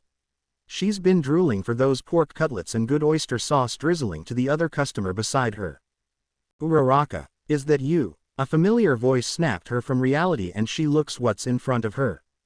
"Sato-kun," she gasped and smiled as he nervously laughed. "Gosh, I'm so glad you still remember me. I thought you'd forgotten about me." Sato Rikido, a famous baker in Japan and now working for Jiro's company now. "Look at you. Oh, I missed one of your fresh loaves of bread when we were in high school. You still make those, right?" Uraraka replied as Sato put rice and pork cutlet in her tray. "I still do actually. I could give you some before you go home," Sato said, which made Ochako squeal in excitement. "Oh, thank you so much. I'll pay you." Uraraka was about to pull out money from her purse but she was interrupted. "Oh, no need, it's on the house," Sato replied as he put the sweet sauce on her pork cutlet and a side candied apple on the last vacant part of her tray. "This is a newly made green candied apple. You're the first to taste it." Quote, Oh, isn't the candied apple that you made before in the food fair? She asked as Sato laughed. Yes, it reminded me how Midoriya loved making these for her mom for Mother's Day. Sato said as Ochako began to blush remembering Deku last night. Gee gosh, I was avoiding sweets this week and I just finished like 7 boxes of mochi last night. She nervously scratched her head only to see Sato chuckle. Well, one candied apple won't hurt, right? He said as she smiles. Sato, oh good you with Ochako-san. Jiro was in the distance as Uraraka turned around seeing her rush towards her while behind her was Melissa and Kaminari. Her mood changed. Jiro, me and Uraraka just chatting. Sato said as he looked at them. We got pork cutlet for the menu and candied apple for dessert. Quote. Ooh, pork cutlets and candied apples are Izuku-kun's favorite meal. Melissa approached as the three looked at her. Izuku, like Izuku Midoriya? Sato asked and it made Ochako feel even more uncomfortable. Yes, Izu-kun is my childhood best friend. We were neighbors before and now you know. Melissa chirped as Jiro widened her eyes looking at Ochako who smiled. It's a fake one. Yep, it triggered Ochako that it's scary to push further with the conversation. Ah, so that's why your name is familiar. You're the girl who had a controversial scandal with the actress Toga where you two were fighting for Izu-kun. Ochako's tone was monotone as her eyes looked dull and it made the three friends shiver while Melissa was oblivious. Oh well, that's just rumors. That's not true in some cases besides Izu-kun and I are only co-workers in showbiz. Melissa's actions were too obvious as Ochako sees how she wants to admit to everyone that they had a thing, for real. Oh. Do tell. Ochako's tone has gone dark and her eyes were beaming with jealousy. I'm dying to know. Quote. The three close friends of Ochako were sitting beside the two rival lovers of the infamous actor. They could feel the tension and stress yet Melissa was pretty cool and have a good mood feeling. I mean seriously when he was little, Izu-kun really is a charmer. Melissa giggled while the atmosphere has gone thicker and colder. Ochako silently listened as she ate her food. Jiro watched while Sato fiddled his thumbs and Kaminari gulped trying to butt in the conversation. We were high school classmates with your childhood friend Midoriya. Kaminari replied which made Melissa's eyes twinkle. Ooh, he never told me about you guys being classmates with him. He never mentions it in our emails or letters. Melissa said as she thought about it. He never mentions you to us as well. Ochako responded as she finished her food now eating the candied apple in front of everyone, so we are even and fair. Quote. I see. Melissa felt the cold tone that Ochako gave as she tried to lighten the mood, say. Izu-kun changed a lot when I met him in America, do you guys know something about it? Quote. Kaminari is speechless, everyone couldn't speak or talk about the confession incident. Midoriya is secretive with us too, that smart brain of his just shows how his thoughts are very limited to open much mostly he mumbles when it's about school stuff, you know. Jiro responded as she felt more chills as Ochako is listening, and one word that could be wrong would be the end. He also keeps secrets with you guys. Oh, I didn't know that this matter is getting worse. Melissa replied as she rubbed her chin. I'm sure he has a best friend who sticks to him every day. Like I was his best friend before when we were kids. Quote. As a matter of fact, Deku's best friend in high school is in the conversation. Ochako was there for him. She stayed by his side and do things together like a team. Melissa was so oblivious to know and understand but Kaminari, Sato even Jiro knew that she was his best friend before. Bakugo is Midoriya's best friend. He's a famous actor too. Ochako lied. She lied and her friends were shocked to see her lie like that. She is always confident when she introduced herself as Deku's best friend before. Oh, I worked with him too, I should call him after this work. Melissa took notes on her phone while drinking her coffee while suddenly Ochako stands up.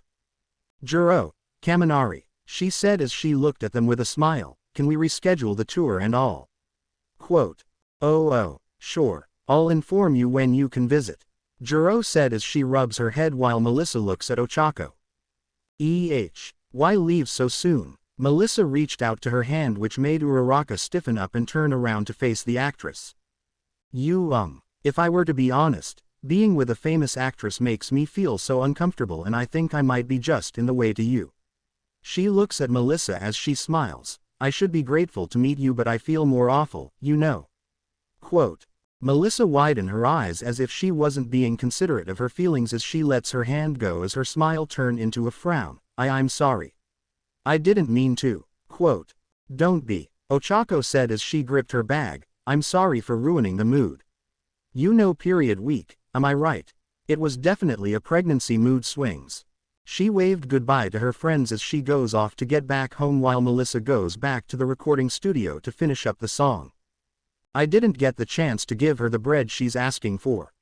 Sato frowned rushing towards the entrance holding the basket full of fresh baked goods. I can call for Deku to fetch it, Juro said as Sato sighed. You know she lied there, right? Sato brings up the previous conversation, we all know Deku and Uraraka-san are best of friends. Quote. No kidding, her aura is so cold. Kaminari shrugs off as he looks at his wife. Something's off with her mood, Juro said with worry. I was caught off guard that it was that Melissa that was mentioned in our setup reunion before. Quote. You didn't know about it, babe. Kaminari comforted her as she looked down. I should know about it. I'm her friend, she replied as the three goes back to the company and finish the day's work. Ochako walks to the streets as she rubs her stomach feeling the baby forming. She took caution about her surroundings while she watched some couples holding hands or sharing their scarves together. She began to feel emotional and wiped her tears. These stupid pregnant hormones made her crazy this day as she kept on walking not watching what was in her direction. Suddenly she bumped into someone and she began to panic as she started to protect her stomach as she is slipping away and fall onto the slippery streets. Oi! Watch where you're going. Luckily she was saved and caught by someone. Are you okay, girl? The woman held Ochako gently as she opened her eyes. Be Bakugo-kun. Ochako backs away as beside him was a girl. Why you're Kami. An international supermodel. Quote. Oh my, even some peeps like you recognize me with a cap.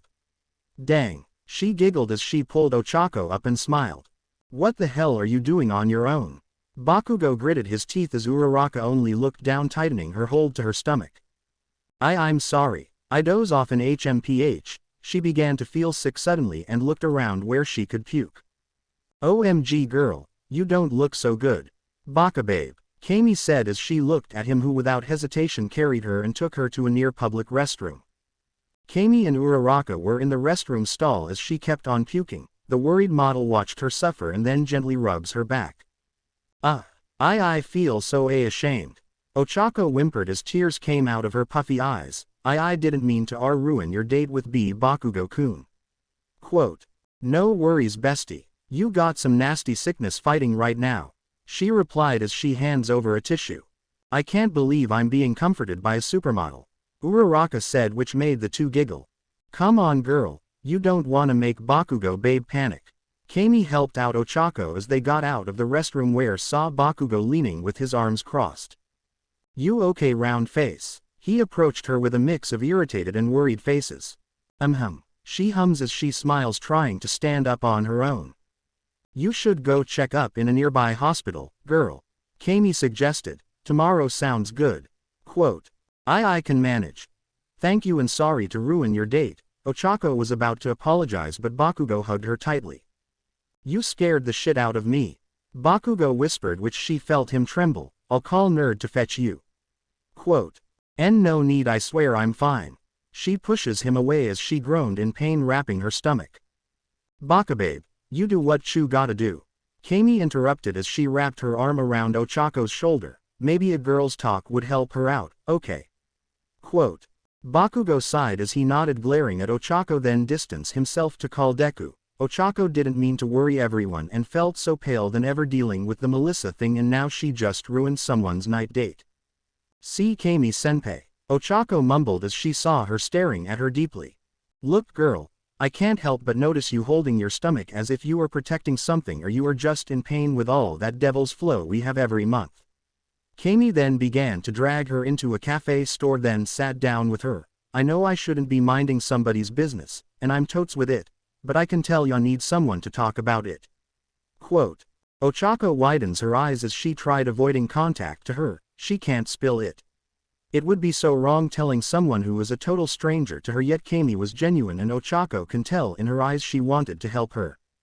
It's okay to burst all that stored pain, cutie. Kami smiled as she opened up her arms. Ochako finally breaks down crying harder than before. I know we're only strangers, but I'm letting you know that whatever you're dealing with right now, your secret is safe with me, babe. Quote. Ochako kept on crying as she hugs Kami tightly, burying her face on her shoulder like all those emotional moods that have been suppressed inside her fragile heart. She kept weeping and finally wipes her tears, looking at the supermodel with a sincere smile, yet the sadness is still there. Thank you so much. I needed it badly. Ochako giggled as she kept crying and wiping her face. Girl, you look so haggard. I wonder if you have gone hiking the whole day. Kami and Ochako laughed as the mood has lightened up. My mood swings have gotten worse, you know. I mean, laughing with you just made my day. Ochako replied while Kami chuckled and they enjoyed each other's company.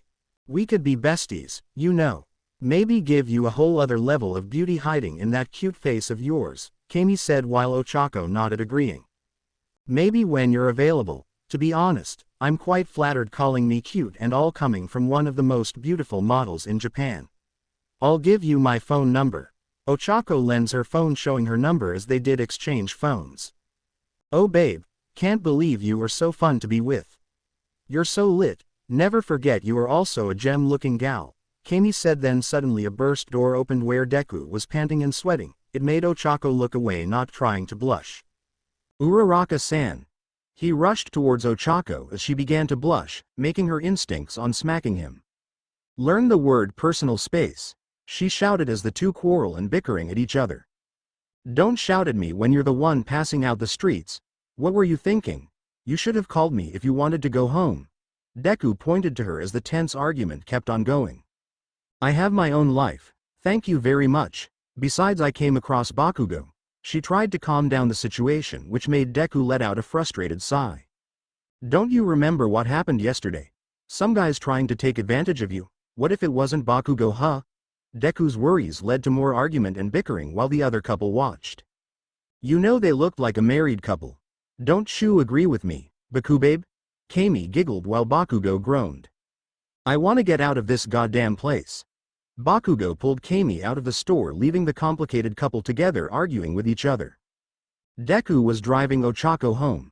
Both of them didn't speak nor wanted to even talk to each other. He gripped the wheel as both of them know they never wanted this awkward silence, especially since he only had one day to prove his worth to her. Uraraka on the other hand watched through the window as the night sky is very pretty, trying not to look at him, but she noticed from the back where a reflection from the window saw the basket full of freshly baked bread. Did you visit Jiru's company? Ochako broke the silence as Deku tried to look at Ochako. Jiru called me to fetch the bread you asked for, Sato. Deku replied as the atmosphere has gone even more colder. They got back to the apartment and Deku watched Ochako go inside the room to change. He sighed as he put aside the basket from the kitchen counter and waited for her on the couch. As Deku heard the door open, Ochako just passes him by wearing his large oversized jacket and gets to drink some water. Avoiding and ignoring me won't fix what happened, Deku said as he stared at Ochako, who glared back at him. It made him shiver. Then be quiet and don't make it worse, she growled as she put away the glass and then began to rush back to the room, but Deku stopped her. Is it bad to worry? He asked as she kept on ignoring him, moving away and crossing her arms. Stop ignoring me, Uraraka. Like hell, you have the audacity.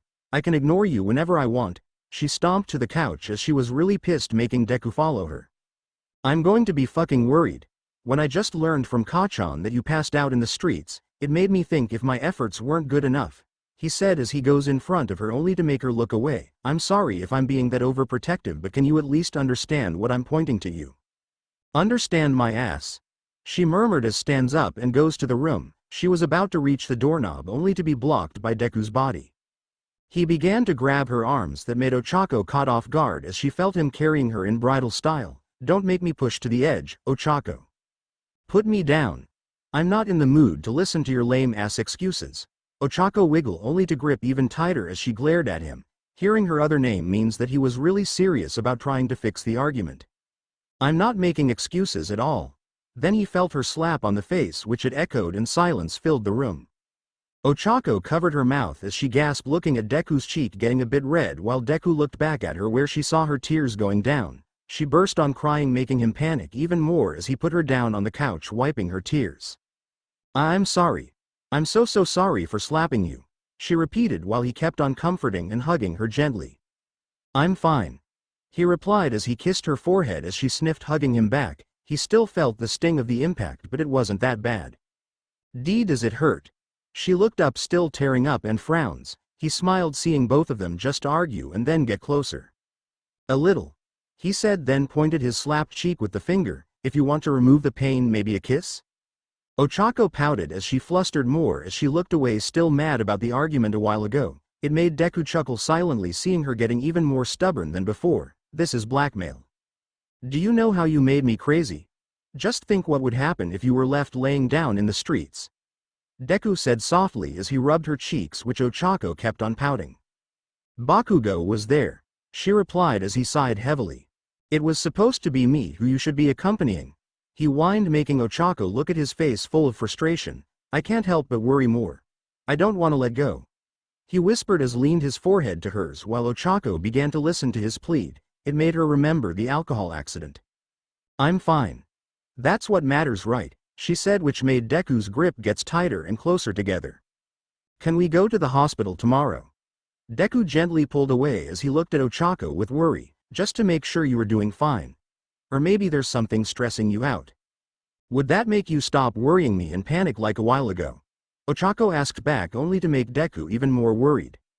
"I can't promise that I would stop worrying for you, but it might ease me a bit," he said, and finally saw her relaxed and smiled. "Then I forgive you," she replied as she rested beside him, leaning to his shoulder. With all the ruckus, Deku and Ochako were now okay and finally attained peace inside the apartment. He stayed with her and she doesn't mind his presence in her apartment, but it made her mood lighten. Ever since she met Melissa, it made her day worse and had doubts about fixing between Deku and her. "Deku-kun?" She looked at him as he caressingly her hair gently. "Can you tell me about you and the Melissa actress?" What?" Deku stopped as he looked back at her. He knew it was a good idea to tell all about that stuff with Ochako just yet, but Midoriya doesn't know she already heard that they were once childhood best friends. "I'm your best friend, right? We don't hide any secrets from each other," Ochako added as Deku gulped and nervously tried to be honest as possible. "To start it off, we were very close before," he said, and let out a heavy sigh. "I would want to tell you everything about it, but I am not sure it's a good idea to talk about it now. I was saving it for tomorrow's explanation about all this problem and now. My relationship with Melissa. So it did happen to be involving her," Ochako thought as she closed her eyes. "Why not now? It's going to be 12 midnight. She has a point about it," but it made Deku chuckle. "I'm taking you on a serious date tomorrow. A whole day, just the two of us talking, having fun," Deku replied as he reached out to her hand, rubbing it softly, which made her blush. "But I'm dying to know," Ochako said as she pouted, looking at Deku, who smiled at her face. "Can you at least prepare your answer for me? It's kinda nervous knowing that you will have the final saying." Deku looked away, trying not to show his red face as Ochako widened her eyes, never even crossing her mind to give her an answer yet. "A answer," she mumbled as she remembers now completely. "Oh, the given chance from the hospital." "Why, yeah," he simply replied as the peaceful moment of them together was calming and relaxing. "Have you ever thought of starting a family, Deku-kun?" Ochako just came out of her mouth, changing the subject smoothly as Deku stiffened from the question. "Family," he clarified as she nodded. "Well, we will soon be in our 30s and I've accomplished a lot of my goals as an actor. So a thought of family might have crossed to my mind." "How would you imagine it then?" She listened as she quietly used her other hand to rub her tummy. I guess would buy a big house, 2 or 3 kids would be nice. I would love to watch them go to school, and see all those first words and walk they will be experiencing.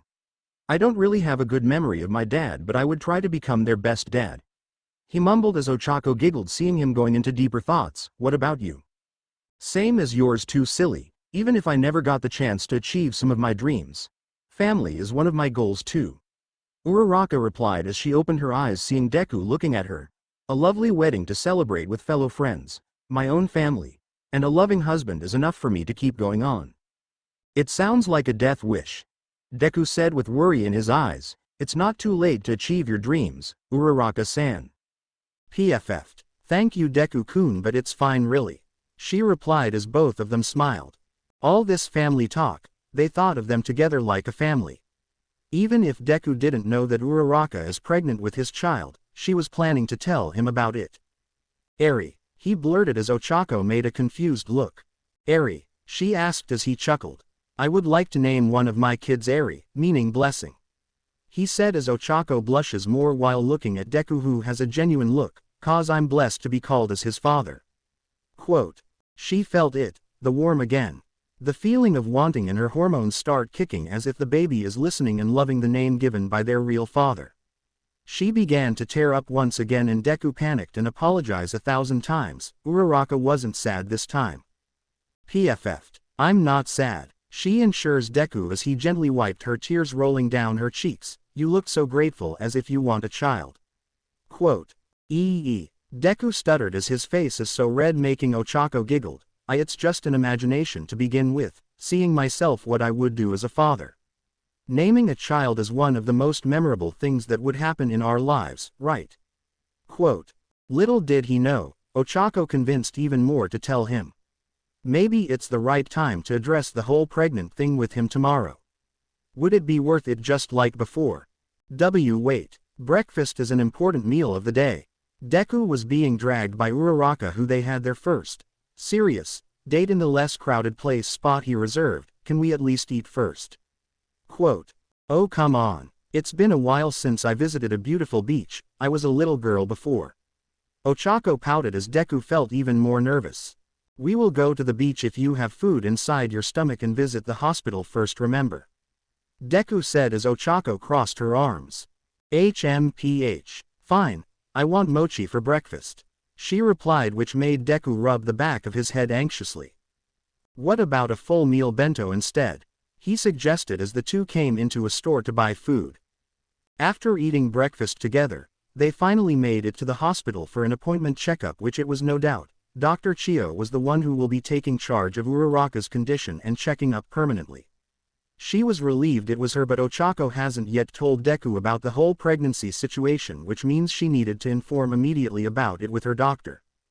So you haven't told the father? The old doctor asked. Yes, I am surprised that you volunteered to be my personal doctor. I feel like a burden to you. Uraraka said as she nervously rubbed her hands. Listen child, last week you overfatigued yourself and now I just found out from young Midoriya that you almost passed out yesterday. Chio explained as she let out a sigh with worry in her eyes. Have you been experiencing stress? Something that might bother or be a burden to your emotional state? Pregnant mothers are supposed to be relaxed and need to be easygoing. Pretty sure you would see the bump getting bigger and heavy too. Quote. I know. She rubs her stomach as she smiles. I have been moody a lot. Quote. It's part of being a pregnant woman. Chio replied as she reached out her hand. Promise me that you would tell the father about this. Seeing the child without a father would affect a big change in your baby. Quote. Depends if he would accept our baby. Uraraka tears up as she looked at the doctor. Of course, he would. The old doctor assures only to see her distressing more. But I never asked if he would want a baby this early. To start a family, as I confessed and gave my answer. She said, then wipes her eyes. Thank you so much, doctor. Quote. She left the room as Deku was waiting just by the bench. He approached her with worry and concern in his face. Any disease? Illness? Any health problems? Quote. Geez. It's just stress, that's all. She wanted me to relax for months. She replied as they both walked together. Stress? Are they financial payments in the cafe?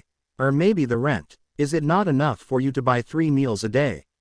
Deku began to overthink more, but she began to cling to his arm. Stop that. I had my checkup and the doctor said I need to be easy. That's all.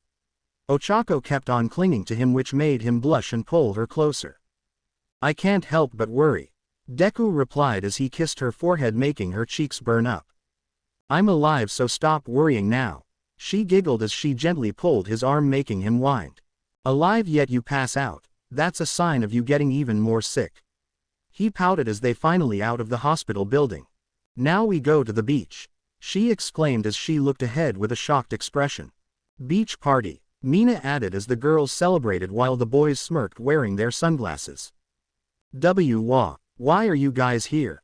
Ochako asked as she looked at Deku with a nervous smile. Beach party sponsored by Izuku Deku Midoriya. We are very honored. Kirishima began to ruffle Deku's hair, which annoyed him. How did you even know we will go to a beach? Deku glared at one of them as Mina whistled and looked away. That damn journalist Pinky. Quote. Well, I don't mind a Class 1A hangout. Ochako smiled as the girls dragged her. Deku whimpered seeing her getting pulled away. It was supposed to be just the two of us. He replied softly as his chances were being tested so badly. Then all of a sudden Bakugo wrapped his arm around his shoulder staring at him. We have some business to talk. Bakugo whispered while Deku wasn't even interested in what it is. But Uraraka-san. He used his hand to try to reach out but he was only getting pulled by the boys. Nerd. This is important. Bakugo interrupted as Deku looked at him. Toga made another scandal and it involves you. Quote. You've got to be kidding me. Since when? Deku started to be serious as he straightened up his posture. Is it being broadcast in media? Quote. I don't know, but you gotta be prepared once you got back to the industry. Bakugo was uneasy as they walk as a group. This is so nice. Ochako relaxed from the shade laying down with the bathroom robe covering her body. She wasn't really planning to go play in the water. What a bummer. Mina pouted as she crossed her arms looking at her best friend. The beach is nice yet you are here and laying down. Quote. Oh come on Mina-chan. Suyu dragged her away as Ochako only ignored and relaxes more on her spot. Uraraka watched Mina drift away hanging out with the other girls while the boys are from the other side doing some cooking and playing volleyball. She enjoyed her peace and quiet yet she still wanted some alone time with Deku but this was fine to her as well. What a coincidence. Sorry to interrupt but are you okay staying here rather than spending more time with the girls? She was interrupted as she opened her eyes. It was Deku only in his swimming trunks. I think Ochako's nose began to bleed. Oh shit. Uraraka, are you okay?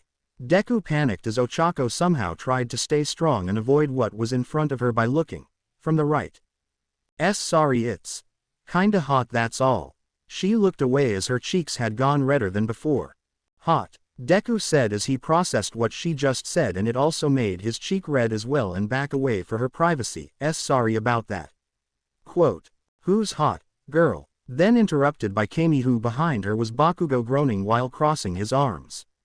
Nobody. She blurted as Kami giggled as Bakugo pulls Deku away. It made him whine like a kid as he gets even further away from Ochako. Just admit it babe, you got a thing with a hot actor. Kami kept on teasing making Uraraka whimper. Geez. You are also here too. She mumbled as she smiled looking at her. Aren't your fans notice you here on the beach or something? They might do some exposed scandal and stuff. Quote. Don't worry about fans, Ochako. Momo started walking towards them holding some drinks. My husband bought the whole beach for us to enjoy as a Class 1A added as well as our special guest, Kami. Quote. Gosh. Here I thought that Deku planned for only the two of us. She whispered as the two girls saw her actions pretty obviously wanted privacy with Midoriya. All of us were happy that you and Deku are getting along like before. Though we were worried about your health condition right now, especially on my professional side.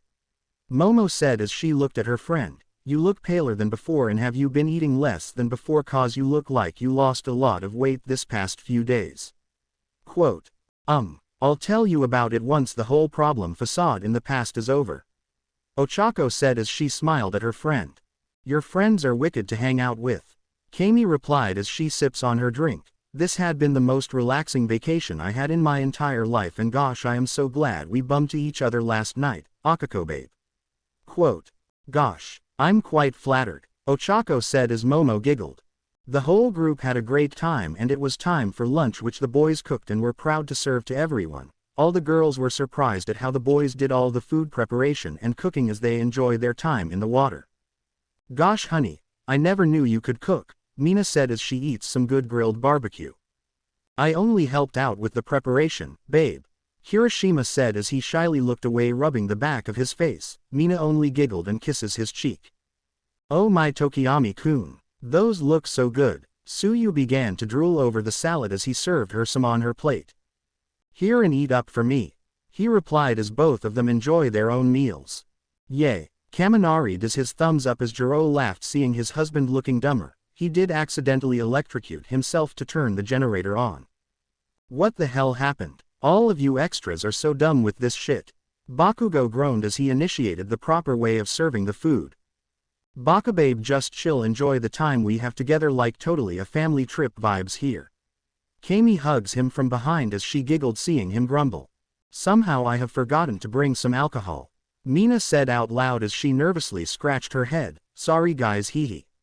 Quote, "That's like the only thing assigned for you to buy, and it was the good stuff too." Momo whined as she wipes her sweat from the heat. "I can do fast errands if you are asking for some beverages," Iida suggested as he adjusts his glasses texting on his phone. "I don't think there's no need for that." Then everyone looked at the familiar voices which made them shocked. It was Ojiro along with Shiro, Shoji, Sato, and Mineta in the beach outfit.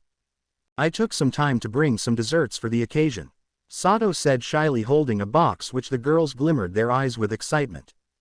"It has been a while since we saw each other guys. Shoji and I finally finished our secret training to become a spy. Luckily we got just the vacation we need for a good old reunion," Shiro said as Shoji nodded. "We really can't contact you guys, especially with the spy training you guys have," Shoto responded as Shoji took off his mask.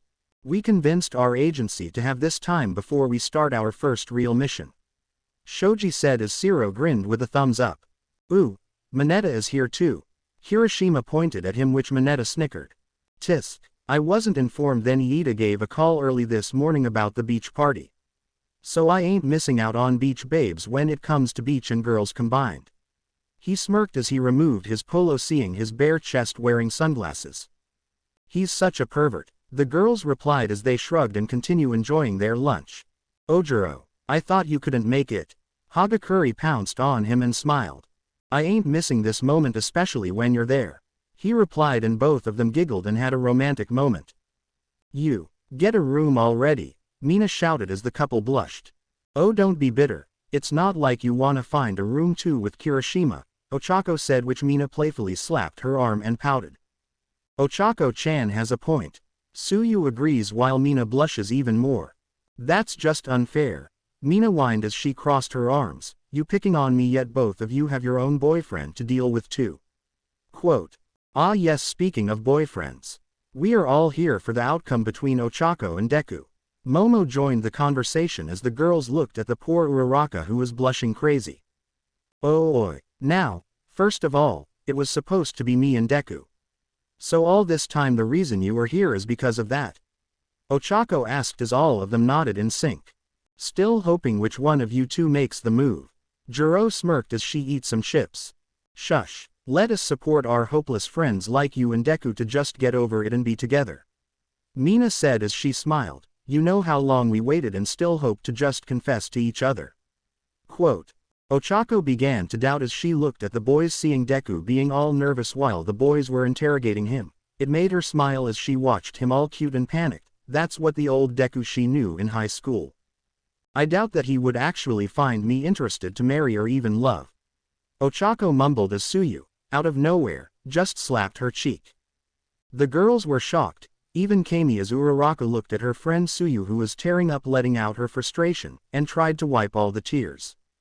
"Don't you dare back out again, Ochako-chan," Suyu exclaimed as she gripped her shoulders. "Seeing you like this makes me sick. All of us are getting tired of your excuses. Stop thinking what Deku wants and think about what you want instead." Quote, "Dang girl, I mean Su, chill." Mina pulled Suyu away from Ochako, but she still feel the sting of the slap. "That was a nasty slap you gave, Su. But I can't blame her for getting stressed about this." Quote, "Babe, whether or not Deku likes you, girl," Kami interrupted as she points to Uraraka's heart with a smile. "Let your heart open up and tell him about it." Quote, "It is a shame that you aren't our classmates, Kami-san," Hagakure said as she goes beside her. "I bet that this whole confession thing would be over if you just smack the hell out of her head to tell him in a cool way. Heck, you might even help us confess our boys if you were in our school." Quote, "Ah, shucks babe, giving advice ain't a big deal fam," Kami began to fluster as the girls giggled. It would be nice. Maybe another shopping with the whole gals. Momo pulls out her schedule planner from her phone as the girls rejoiced, except for the brown-haired girl, Uraraka. I don't know if it is about buying baby clothes. Cause last time I get pregnant mood. She thought as she watched her friends planning out for the hangout. Ochako let out a sigh as her friends kept on pressuring her. Even though they are planning for another girl meet-up, she will soon give another thought to her final answer to Deku. Meanwhile, the boys did have a one-on-one serious talk with the poor Midoriya bombarded with some questions. I've been thinking about how to get her in a private conversation. At least it was supposed to be just the two of us on our beach day and you guys track down where I am and throw a big-ass party. He said, crossing his arms and glaring at them. Oh, don't be such a downer, Deku.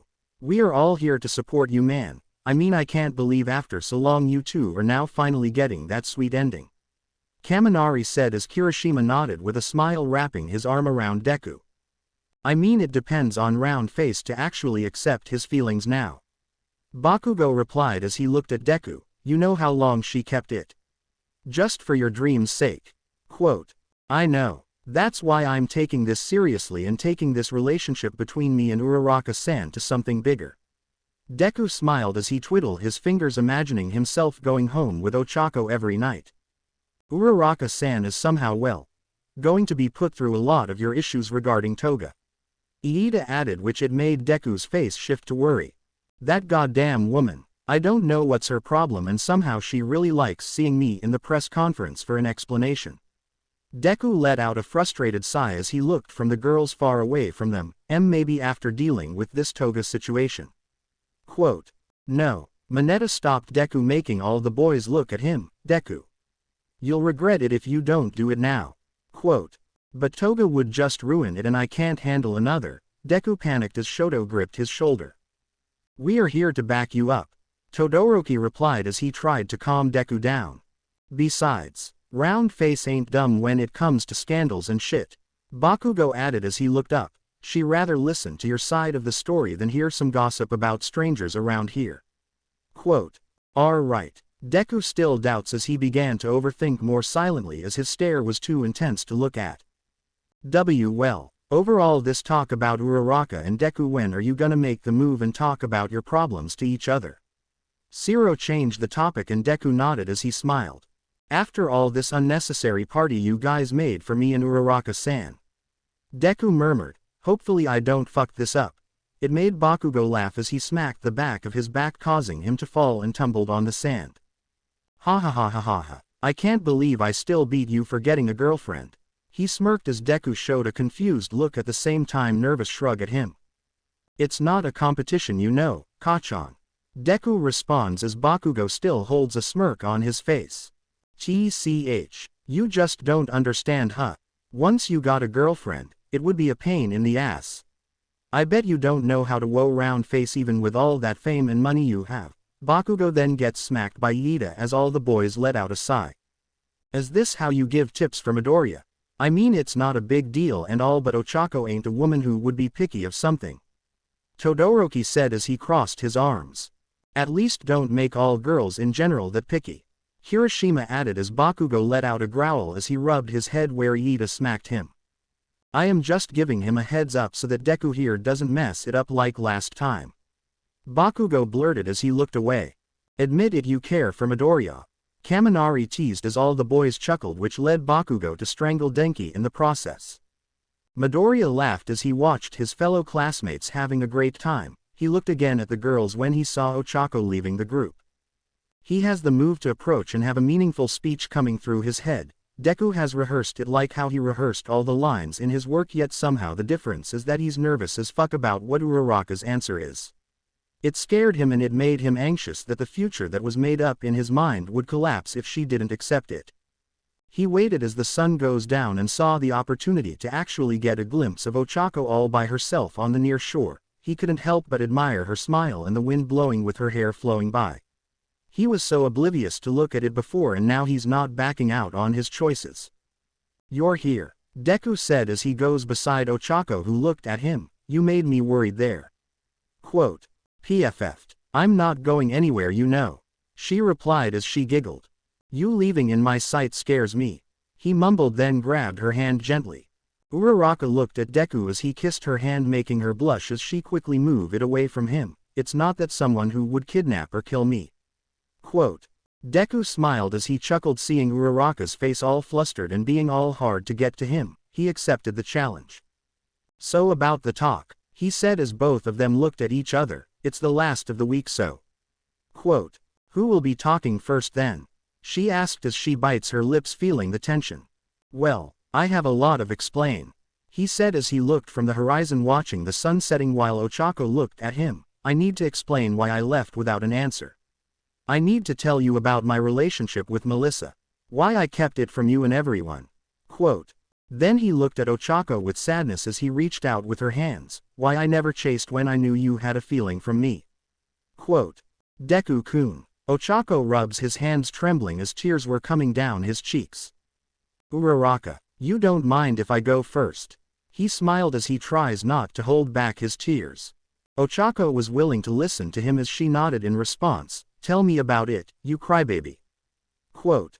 11 years ago, February 14th, Valentine's Day, second year class 1A. I'm so sorry I won't be coming there in Japan, Deku. Melissa replied in a video call with Midoriya as he let out a sigh. I see, he replied and let out a fake smile while looking at the camera. I really promise I will be going in the summer. I'll make up with you once I got there. This promising science fair was really a big deal and I was nominated unexpectedly. I do hope you understand. Melissa frowned as someone began to call her for school. I got to go. Call you later, okay. Quote. Then she hung up the call, making Deku lean on the wall from the school hallways with his face all depressed and in a bitter mood when he sees a couple going to the corridors. He began to doubt their relationship as he scanned through the pictures he had with Melissa before. Do I still love her? He thought about it for a while as he saw one of his friends in front of him, which he fixed himself.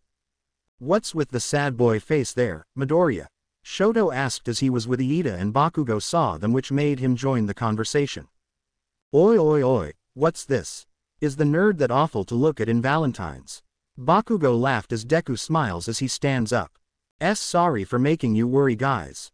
I was just thinking of better lines for the career fair in March, you know. Deku half lied as he looked away, seeing Ochako with Tsuyu giggling. It made him feel a little relief to see her smile. Guys, it's Valentine's Day. Gosh, who is going to give me chocolates this year? Kaminari butted in the conversation. Receiving chocolates to girls makes you look so handsome and see yourself as their type of ideal guy to date like me. Quote. Is that how it works? Shoto asked as he rubbed his chin. I got like 5 boxes of chocolates in my desk just this morning actually. Quote. Oh, stop flexing your goddamn chocolates, you half. Bakugo growled as Iida let out a sigh. Please don't be mean to our fellow friend and classmate, Bakugo. Iida replied as his hand moved like a robotic. Whatever, 4 eyes. Bakugo only ignored as he crossed his arms. Well, that's great on your side, Todoroki, Deku said as he got interrupted but Mineta as the other boys joined in. Of course he got chocolates. He will be given more chocolate cause, 1 he's fucking rich, and 2 he's popular in our class. Mineta whined then grumpily mumbled. I thought Ojiro is the most popular among the boys group, Shiro asked, making Ojiro elbowed him, disagreeing. I do not understand how girls' affection shows by giving lads some chocolate. Tokiyami replied, which Mineta lectured him aggressively. No cursing, guys. We might get caught by a teacher. Iida warned, only to be get ignored, making him sigh. Then Deku saw Kirishima sneaking behind and pounced, wrapping his arms around Iida and Bakugo, making them fall on the ground. Motherfucker, shitty hair, can you stop doing that to me? Bakugo shouted, and out of nowhere Aizawa-sensei heard him. What was that? He glared at them, and we apologized and go back to our class. The young Midoriya let out a sigh as he watched from the window where the snow goes down. He felt even more sad and depressed, letting out a frustrated groan and then ruffling his hair. Whoa, are you okay, Deku-kun? Ochako approached as her face showed concern for his best friend. You, he whined as he tried not to cry about it. I guess so. Quote. I have never seen you this down at all. She began to go beside him and rested her chin on his desk as Deku moved his move, making both of them look at each other. It's kind of personal to talk about. Sorry, I can't deal with you right now, Uraraka-san. Midoriya's expression became dull and it made Ochako feel more scared seeing his face like that. Well then, she stumped her hands on his desk, making him jump out, and all their classmates or their friends looked in their direction. I'm here to cheer you up with whatever you are dealing with right now. Trust me, you would forget about it in just 1 hour. Quote. PFF'd. I don't know, I think I want to stay at home after school. Deku tried to escape only to see her gripped on his shoulder. Don't you dare reject my offer. Ochako leaned to his face, making him widen his eyes as she smiles. I'm single, you're single too, so why not have a happy Singletine's Day? Sounds good. Think about it, we would spoil the days of our lives by eating crepes and mochi. Spend all our lunch money on some good video arcades just by the mall too. Added as well some spare change for wishing in the fountain. I mean, that's what I do sometimes when I spend my Valentine's Day every year. So you up to it?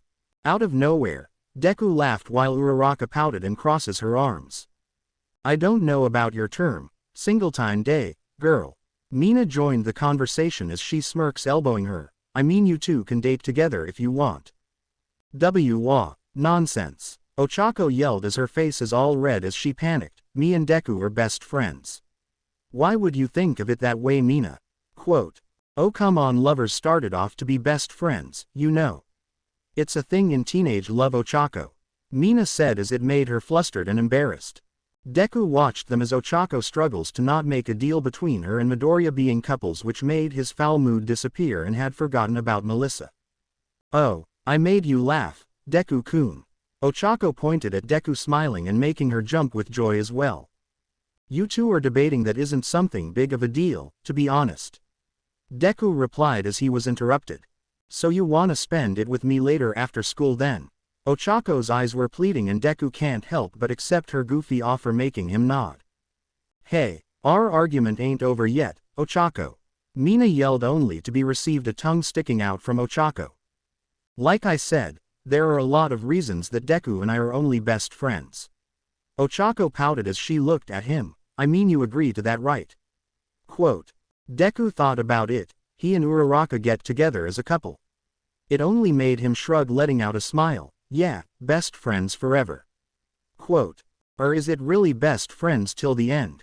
Melissa and I were childhood friends. Deku started as both of them sat on the sand while they listened to the waves. We were so close and she helped me to where I am right now, as an actor, you know. Quote. Pretty obvious, Ochako said as she giggled a little. She is an actress you worked with before and has a beautiful voice too. Quote. Deku frowned. Hearing her statement made him think. Uraraka is comparing her skills to Melissa. You also have a beautiful voice, Uraraka-san. Quote. PFF'd. Silly, continue what you were saying. She gets back to topic, which he began to clear his throat. So basically, the rumors and stuff about me and Melissa aren't true, along with the toga thing. Deku said as he took a deep breath. But I can't avoid the fact that yes, I had feelings for Melissa when we were in high school. I always waited for her to come here in summer or any occasion she was available. I just realized when I finally got to be with Melissa when we do our work and all, those feelings aren't there anymore. Quote. Meaning you are falling out of love? Uraraka simplified as Deku nodded. It's merely like an infatuation. Or maybe just a crush. Deku said as he chuckled. I guess I'm still bad with romance and stuff. Quote. Oh yes you are. All your movies are action, and more epic heroes are assigned to you when you act. Uraraka replied, making both of them laugh. They wanted me to have a romance film with an actress, but I get stiff that I couldn't handle a girl holding my shoulder and other romantic stuff. Deku explained as she kept on giggling. So how do you deal with all those wrong claims about you having a relationship with an actress? Even though you know to yourself that it ain't true. Uraraka asked as Deku shrugged it off. Telling in front of the media and public that every theory or rumor wasn't true at all. Deku replied as both looked at each other. Well, if I were going to be honest, I kind of feel relief about it. Uraraka said as she smiled a little. At least, I know the Deku I remember who will always focus on his career rather than goof into some scandal and stuff. Quote. About one of the reasons why I didn't give you an answer. When I knew about your feelings about me, Deku said as he reached out to her hand, I don't know how to approach this because I was really scared to face you and give my final answer. Quote. You'll give your final saying. I was supposed to be scared. Uraraka replied as Deku sadly smiled, keep on rubbing her hand. I began to feel confused when pondering my feelings. I was so sure that I would pick Melissa, but I have doubts. Deku then looked at Uraraka, who widened her eyes. That's when I thought about our relationship together. Quote. I didn't know this level of density you have is so worse. Ochako nervously laughed only to see his gesture to kiss her hand, making her blush hard. I needed to think about people I'm close to, and now I'm clear to my feelings that I don't have any more feelings for Melissa. Deku said as he kept on looking at Ochako. Have you really thought about it? Uraraka asked as he stared at him, waiting for his answer. Yeah, my feelings for her are fading away. Deku replied as slowly leaned closer to her. I've been thinking about it and I am sure about all those feelings that have been kept inside me. Quote. It was silent as they kept the awkwardness for solid 5 minutes as they watched the sky all reddish and the waves getting near to their toes buried on the sand. Deku didn't let go of her hand as she wanted to move it away from him. She knew she wanted this moment, but she couldn't help but doubt it more. She clutched her stomach, gently reminding her about what happened between her and Midoriya in the setup reunion that their friends did for them to talk to each other. So, why you done explaining? Uraraka clarified as Deku nodded. Yeah, I'm kind of nervous to actually hear you speak about the confession and stuff. He said as he rubbed the back of his neck. She felt his hand tremble a little. PFF'd. You scared that I would tell you that I finally moved on with my feelings for you? Uraraka asked, which made him stiff. Maybe. I mean, I deserved it since I left you without a clear answer. Deku replied as she saw a sad smile while feeling his hand squeeze hers. Maybe I should move on then. She giggled as Deku panicked from her playful words. And now that would just ruin the whole effort I made. We or making our relationship work to once were. Deku stuttered as he was really scared for real, hoping that she was just joking.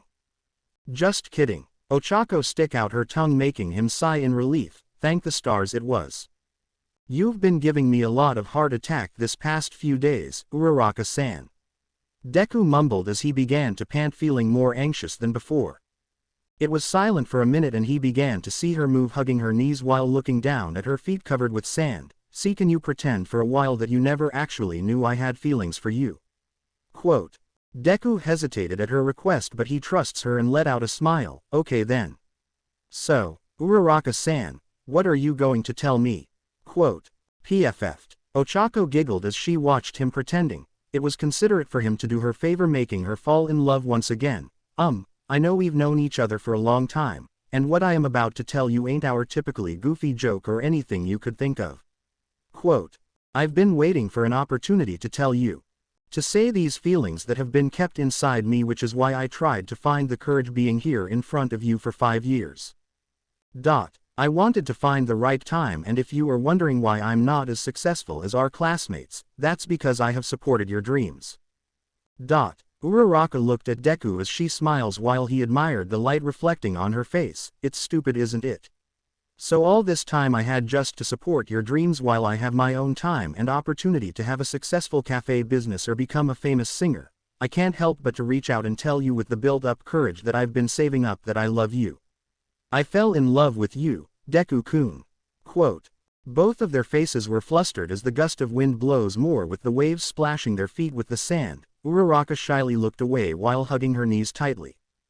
Deku was speechless, knowing that she gave up her dreams just to tell this, and it made him really want to tell her about the realizations he has been thinking about for 5 years. I'm flattered. I didn't know. Quote. Gosh, sorry about asking you to pretend not to know about my feelings for you and all. Uraraka replied as she blushes, playing the sand between them. I actually felt better to tell this, so relieved actually that I got to talk to you genuinely about this. Quote. Then all of a sudden Deku pulled her closer to him, making her fall on his chest. Can I say something as well? Quote. Uraraka blushed even more as both of their faces were so close and her hand clutched to his bare chest. And yes, they are still in their beach outfit. making her feel even more embarrassed seeing her longtime crush make a move like this. What is it? She stuttered as he began to wrap his arm around her waist while his other hand reached to her red cheek. I'm so sorry for not hearing you out for so long, and it's the stupidest thing I've done in my whole entire life before I entered the toxic showbiz industry.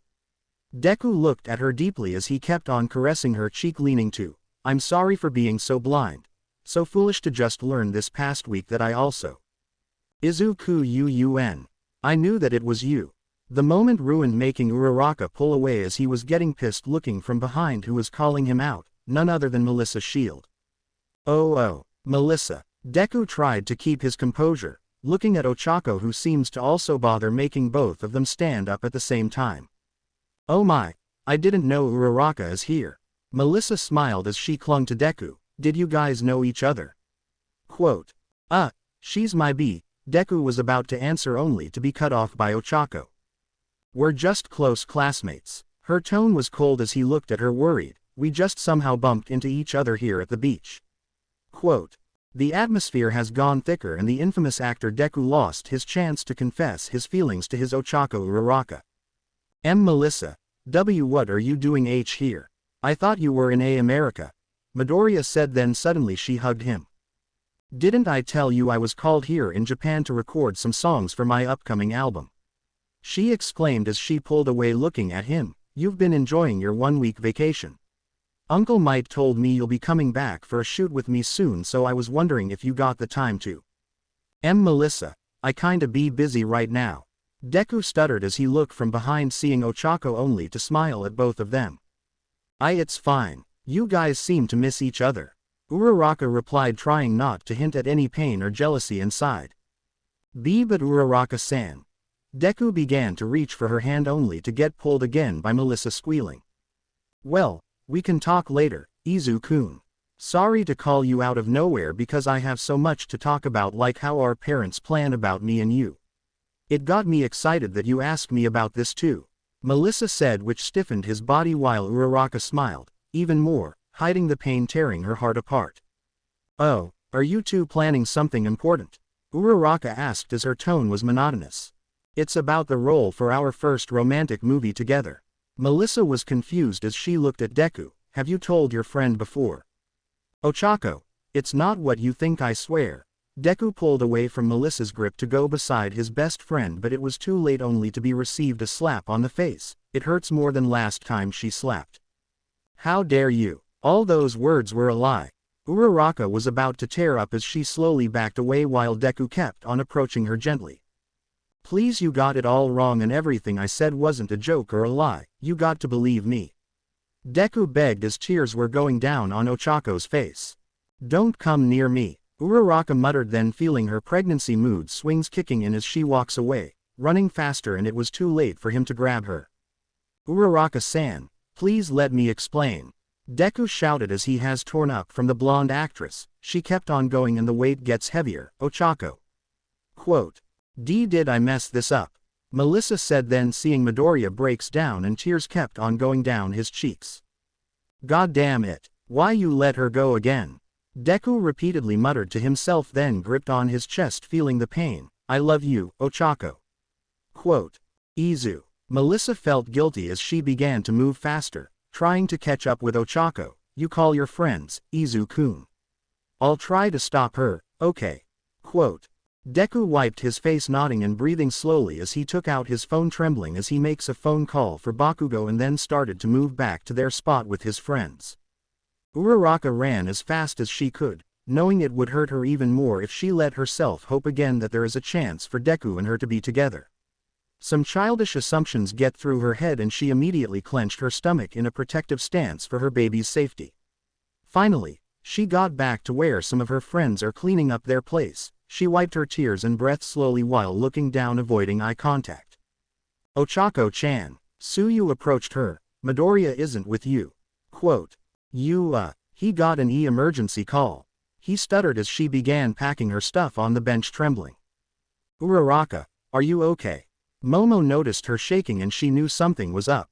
Nothing. Right now I need to go. Emergency to me as well. Ochako wasn't thinking straight and still not looking at her friends because of her puffy red eyes.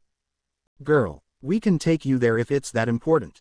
Kami joined in showing her worry once again. You gotta tell us what happened. And nothing happened, so please stop with these questions. She quickly replied, then panted, wiping her face. Ochako, you're lying, Mina said with an angry tone. You are going to tell us what's wrong and you're not going to escape this time. Quote.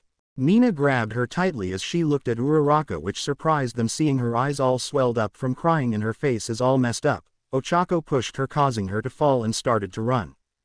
Oh no you don't. Bakugo blocks her way along with Iida and Todoroki surrounding Ochako. Round face, I'm not letting you get away without that nerd. He just called and told me everything. Quote. Get the hell out of my way. Uraraka burst in anger as she throws her bag at Bakugo, causing him to let his guard down from the sudden attack. Ow, hey, don't throw your bag at me. Bakugo growled as he wrapped his arms around her tightly, making her scream as the other boys helped Bakugo out. Stop her. From out of nowhere they heard Melissa shout and go in their direction. What the? I thought she would be going back to America after the song recording. Jiro said as Kaminari agreed with his wife. You don't know anything. Each and every one of you will never understand how I'm getting through all this. Ochako began to wiggle away from the grip and kicked Bakugo right to his weak spot, accidentally letting her go. She's getting away, Tsuyu said as some of them tried catching up with Ochako as she ran faster than before. I swear, I never sign up for this. That fucking nerd messing his chance up again. I'm going to strangle him to death when I see him. Bakugo avoided the pain and started to stand up as he ran along with the other boys who already catching up with Uraraka. Oh gosh, I got to admit, she ran so fast. Melissa panted as she approached the group of girls who raised their eyebrows. I got a feeling that it's your fault, Mina said as she glared at Melissa, who widened her eyes. Well, partially yes, Melissa replied as she looked down. But I swear it's not true about what she's thinking right now, I swear. Quote. Oh really? Hagakure asked as the girls glared even more. Listen to me when I said it's not what you guys assume when you put me in Izu-kun, I'm being serious about it. Melissa tried to convince the girls, only to give even more suspicious looks. Meanwhile, Bakugo and the other boys were just miles away from the sight of Uraraka, who still kept on running away. His phone began to ring without hesitation. Where the hell are you, nerd? Bakugo shouted as he knows who has called him. Gosh, this is your girlfriend speaking. The person on the phone said, which was only Kami. Listen, there's some kind of off with Ochako-san. I know it wasn't my business, but I don't want to conclude my overall thoughts as what I am really thinking. Quote. Don't you mean there are more secrets hiding from round face? Bakugo began to slow down as he stopped again. Let me handle this and don't tell anyone about it. I know for a fact she doesn't want anyone to know about any of the revelations I'll be hearing. Kami said while Bakugo stopped and let out a sigh. Tell me everything you know after this whole chase thing, Bakugo said as he whistles to the boy to stop in their tracks. I know that you'd understand, Bakababe, she said as she hangs up, which led him focused to tell a lie to them. Why did you stop, Bakugo? Iida panted as the boy gathered together. Listen, chasing round face ain't going to work, but Kami has a chance to catch up and talk to her. Depending on what will the outcome of their conversation, Grape Hair will be getting more intel. Bakugo explained as some of them let out a sigh of relief. Did you tell Midoriya about it? Shoto asked, which made Bakugo gulp. Yeah, I'm telling Deku about it, Bakugo said as the boys stayed and heard a shout from the distance. It was the girls catching up. Boys, did you manage to get her? Mina shouted as they run alongside Melissa, who has a worried face. Sadly no, Hiroshima responded with a frown, which led all the girls stopped from running. Why? Tsuyu growled with an angry expression. Trust me when I say let it be, Bakugo said as he looked at everyone. Round face will be okay. Quote. Ochako panted as she stopped in her tracks, making her all alone, and began to hide in the public bathroom, then locking herself up in the farthest away cubicle she could find. Continue to cry while hugging her knees, and her pregnancy mood affects and releases more stress in her mind and body. It made her puke all the food she ate from lunch. My head. Hump. She continues to puke and cough out everything, then breathing heavily. Hurts. It hurts. Quote. She whined in pain as cried, not noticing someone entered the girl's bathroom. It was Kami holding the helmet as she walked towards the cough. Ochako babe. Girl, are you there? Kami checked every cubicle as she stopped at the last one. It's just Kami, girl. Quote. Go away, she shouted and let out a wince, puking more as she felt more pain than before. I don't want to assume what you are going through, but I know that you can't do this alone. Kami said as she leaned on the door. Uraraka, you have to trust me. I won't tell anyone. I won't tell anyone you have something inside of you. Quote. Uraraka widened her eyes as she covered her mouth and tears kept on falling down her cheeks. She whined in pain, feeling her head getting dizzy as she began to feel hot. She tried unlocking the door and letting Kami in. Trying not to pass out, her vision began to blur as she saw Kami with a worried face holding on to her gently. So it is true. You are pregnant, Kami murmured while Ochako cried. It hurts. I feel so weak, she whimpered as she looked at the supermodel. Running would lead to miscarriage. Never do that, Kami warned and let out a relieved sigh. Are you going to tell everyone? Including Deku. Ochako wiped her nose as she began to hiccup. Do you plan on telling Deku in the near future? Kami asked back, which weakened the brunette, making her grip tightly to the supermodel. I don't know. I'm scared. Ochako began to tremble as tears kept on going down. What's so scary to tell your friends about it? Kami looked at the miserable Uraraka as she held her shoulders. Girl, I know it's hard to admit to yourself. As a commoner being with someone with a high-class known actor to be the father of the baby, but you have to know that before, Deku was once a commoner too. Quote. Kami comforted Uraraka as she leaned toward her like a loving sibling. Trust me. Even I was also a commoner. Quote. Uraraka thought hard and began wiping her tears, trying to calm herself down. She began to pull away and looked at Kami with a sad smile. Do you know where I could temporarily hide from everyone? Quote. Uraraka, you know they won't stop finding you after your runaway scheme. Kami replied with worry in her eyes. I know it's stupid. But I can't help but feel so tired. Ochako looked down as she carefully rubbed her stomach. Please. Don't tell everyone I will be gone for a little bit. Quote. It was the toughest decision she had. Kami couldn't lie to his boyfriend, but Uraraka's pain and suffering just wanted peace and began to doubt her involvement in it. Practically, she knew about her and the relationship between his boyfriend and Uraraka, but seeing how she needed someone to trust in a situation like this, Kami began to understand that everything she did to herself was to reach out the feelings she had to her best friend, Deku. She began to think seriously and gripped her hand as Ochako waited for an answer, making a lot of consequences since she was part of the secret that Uraraka has been dealing with. She had no choice but to be patient for the time being. All right, I know a place where you can stay temporarily. Kami agreed as Uraraka felt relief and all burden finally removed inside her. Is it all right to trust her? Idiot, I told you that round face is fine. Have some faith in Kami and I'm sure she will get through her head and compensated already. Bakugo convinced Deku, who already going back and forth, calling 76 times and keep on ringing his phone to reach out to Uraraka. Come on, please answer. He kept mumbling as each call only left a repeated voice call. Hey, sorry for not getting the call. Just leave a message and I'll get it as soon as possible. Thank you. Ochako's voice replied with a happy tone as a beep sound as a sign for another voice message to be left behind, which it wouldn't reach this time. Ochako, please. Please, let's talk. I know you are hearing this. I'll wait for you to call me, okay? Deku said as the call hung up, with his heart beating getting faster than the usual feeling he had. Midoriya, you have to calm down. Give Ochako some time to think and she will be able to open up and hear you out. Shoto comforted the green-haired actor only to see him more desperate look in his eyes. Deku only ignored his friends and called one more time, and another, until it has gone 15 minutes of him still trying to call her. Bakugo had enough of him as he stopped Deku from moving around, which gave a shocking and depressing look in Deku's puffy eyes. Nerd, I know it's important for you to express everything inside, but you got to give Uraraka some time to think.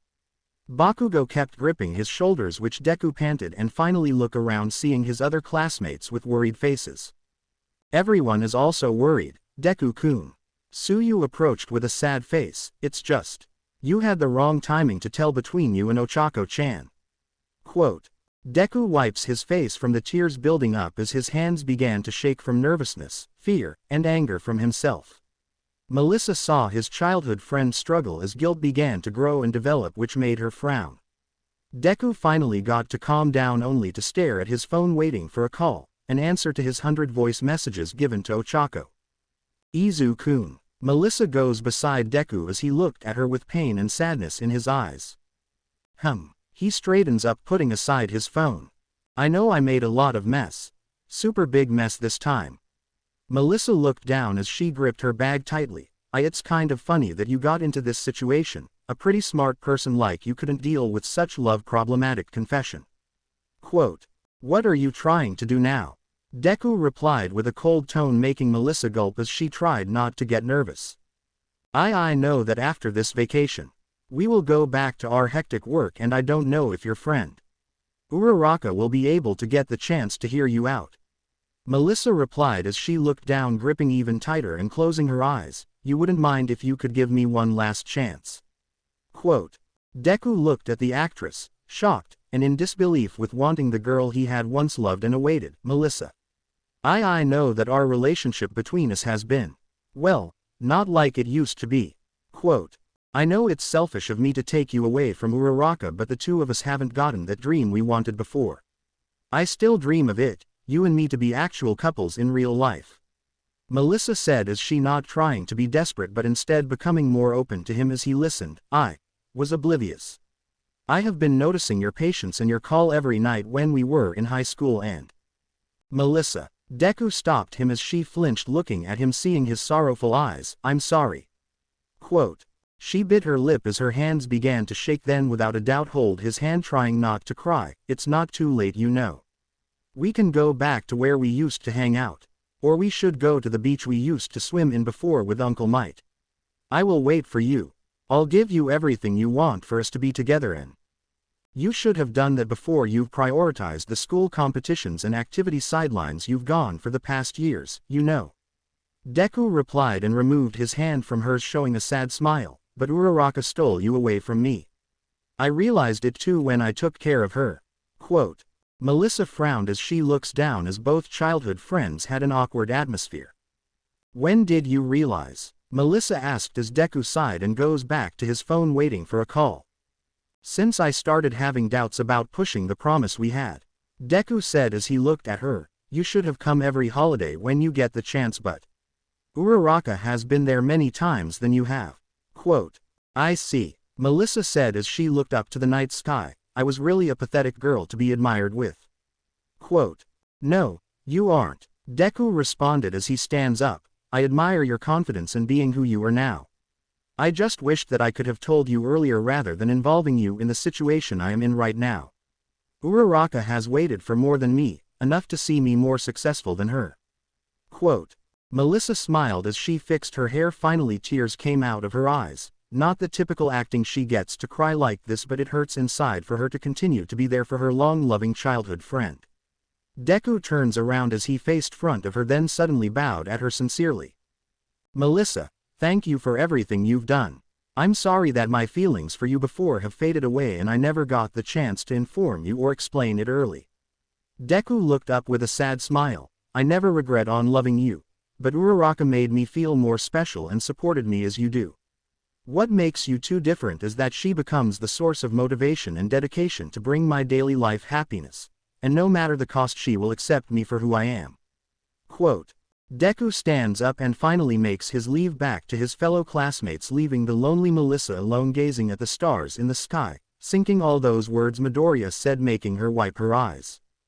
I guess it's my loss. Melissa mumbled and let out a heavy sigh, walking away, trying to think of a way to reach out to Ochako for her long-loving childhood friend. 3 days after Uraraka ran away without saying anything, Deku couldn't sleep nor eat well. Eye bags are getting visible under his eyes as he was still in his pajamas with an emotionless face, waiting for any news about Ochako.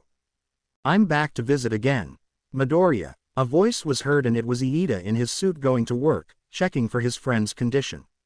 You don't have to check on me every day, Iida-kun. He replied weakly as he coughed. You think I would have that condition right now? Iida said as he looked at his lovesick friend in the bed. Don't make me drag you to the hallway just for you to eat. Quote. Why bother? Deku turned around looking away from Iida. I can't fix this. She's gone. Quote. She's not gone. Uraraka-san just misunderstood. Okay. Give her time to think about it and maybe she might come back to you for her to understand everything. Iida said as he comforted him in the bed, making Deku growl hearing the phrase, give her time. Do you fucking say that? She would give me time to explain, when clearly what we've done that time was to explain. He replied, which gripped the pillow and throwing it to Iida hard enough to make him stumble and fall. Go back to work. Don't bother coming back here or I'll call security and tell them you are trespassing. Quote. Iida sighed as he stands up, fixed his hair up and sat beside him while Deku only turned away to the other side of the bed. I understand your situation right now, Midoriya.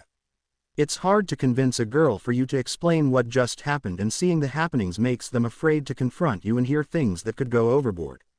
Quote. Deku tries to ignore Iida only to hear his sincerity in his tone. Midoriya, Uraraka-san will be back and hear you out. Quote. Iida started to go near the exit as he looks back again to see any changes in his friend, but nothing. He let out a heavy sigh, leaving Deku alone and crying silently in his bed. He kept on laying down the whole afternoon while waiting for a miracle to hear a ring from Uraraka, too focused on looking at his almost dead phone on the nightstand as he groaned. Not only Iida who visited the young actor but also Shoto and Bakugo who forcefully made Midoriya eat and take a bath. Even though he noticed how much his friends cared about his well-being, Deku couldn't stop thinking of Ochako. He tries to eat but only to puke out of his system. Sometimes he accidentally overdoses on sleeping pills just to sleep, and luckily he was stopped by Kirishima. Midoriya dude, eat at least 2 or 3 more spoons. Kirishima asked, who hated to see his friend feeling worse. I never asked to be fed anyways. Midoriya only murmured, which made the atmosphere a bummer. Deku stopped being an ass and accept what happened. Mina then cut off as she sat down on the other side of the couch while drying up her hands from her shirt. We never asked to see Ocha-san cry and leave without hearing you. I get your point of view. But she sees something that made her mind clear, which is that good for nothing bye. You've said enough. Don't go there please, babe. Kirishima covers her mouth, which only made her angry and hear Deku sigh. That's why I'm going to wait. Deku replied as he turned around where he wouldn't see his friends. I'll wait for a call from her. Or get any message from her. Quote. Just stop. Face it, Deku. You missed your chance. The last push for you to make amends that both of you had is long gone and you can't fix Ocha's feelings for you anymore. Mina tossed her boyfriend's hand as she stumped away, exiting from the door. Kirishima sighed as he looked at Deku with worry. Sorry about Mina. You know she didn't mean it and she still supports both of you. Quote. It hurts. Deku murmured as he began to cry. I blame myself for being oblivious. For being so stupid when we were in high school. Quote. Kirishima watched his friend cry in pain, trying to reach from his back for comfort only to be stopped as he knew it wouldn't help a man like him. It is not because crying makes you not a real man, but it shows that you aren't ashamed as a man to cry and show feelings to the person he loved the most. I swear dude, Kirishima said as he stands up, if I got any news from Uraraka, you will be the first to hear where she is. Quote.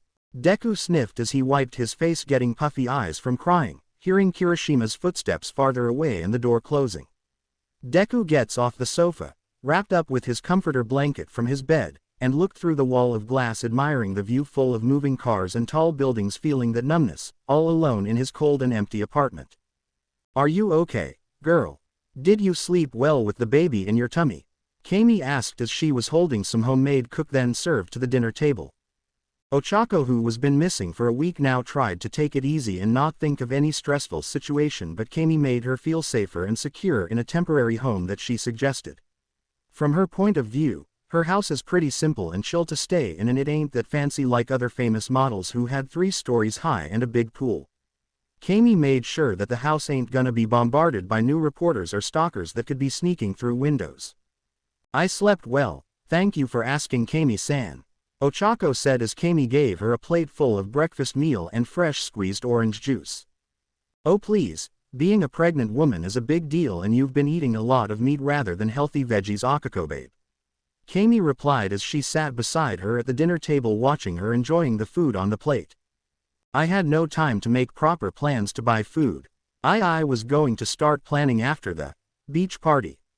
Ochako slows down as she remembers Deku reaching out to her, wanting to explain only to shake her head seeing Melissa in the picture. You do know that Deku and Melissa ain't a real couple. Kami spits out with rolled eyes, getting mad, which made Uraraka giggle. It's pretty obvious with the past they had. They were childhood friends. Unlike me. Ochako whispered the last two words and started letting the tears out, which made Kami not panic. So what if they are childhood friends? Girl, you made more memories with him than her. She protested, then clears her throat. What I mean is that from what you told me for the past few days is that both you and Midoriya have been together. He had spent his whole life with you starting middle school to high school. It has a big impact, you know. But that doesn't mean his eyes will belong to me. In the end, he will only treat me as his best friend. Ochako said as she finished her food. Besides, we had our clarifications together about the confession I had and he did ditch me without an answer. Left had made his brain malfunction cause of my feelings towards him. Shush babe. Kami put her finger at her mouth, shutting her up as she smiled. Negative thinking and language will hurt the baby. Quote. Uraraka let out a sigh and drank all the orange juice. I'm fine. I feel better since I left them without a word, which is for the best. For now. Kami crosses her arms looking at her. You are only here to get better and focus on getting healthy for the baby. Add yourself. Yes, I will. Ochako smiled as she stands up and stretched slowly. Okay then. I'll handle all the dishes while you focus on getting checkups and some exercise after eating. Also please bring someone with you cause the last time you go out Mirio started panicking when you disappeared from his sight. Kami explained as she continues washing the dishes. I can't bother a tired actor, Kami. Ochako replied as she started to fix her hair by tying it up. He was also busy with his shootings anyways, so a good rest would be helpful for him. It is not an excuse, girl. You need a companion, so please be careful next time, okay? Kami said as she finished washing dishes and grabbed her bag. I will, don't worry. Ochako said looking at Kami, who is near the door, and smiling at each other. Okay then, just text me if it's an emergency. Kami said as she finally got out of the house, leaving Ochako and stretching herself up in the living room. A few hours passes by, and Ochako heard a door opening from the room. She turns around to see Mirio with his messy hair and drying up his face with a towel. She giggled as he let out a big smile, shouting out loud, "Good morning." Good morning as well, Mirio-kun. She replied and sat down on the sofa carefully. So, how was the shooting? Tiring and exciting. Mirio exclaimed as he made the sofa bounce beside Ochako. With all the parkouring and acting is such a pain, especially when I forgot some of the lines. Well, you are known to be the past actor from the One for All series. Uraraka mentioned as Mirio laughed. Oh my, that was a long time. I was just a kid before and Mr. Yagi just recruited me to take the big role since the kid who was supposed to take didn't come. Mirio said as he scratched the back of his head with a nervous laugh. You were the ideal before though, she said, then looked at him. Why did you quit?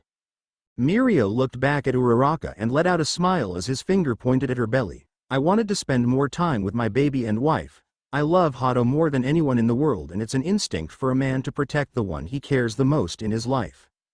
Ochako was shocked to hear that as she bit her lip, looking down at her belly and rubbing it gently with its little bump. Aren't you worried about losing everything you've done in your acting career? So what if I lost my entire career over my own flesh and blood baby? Mirio replied as he looked up. The kid is mine. I chose the people I care for than getting all that workload as an actor. It's a serious business and real scenario.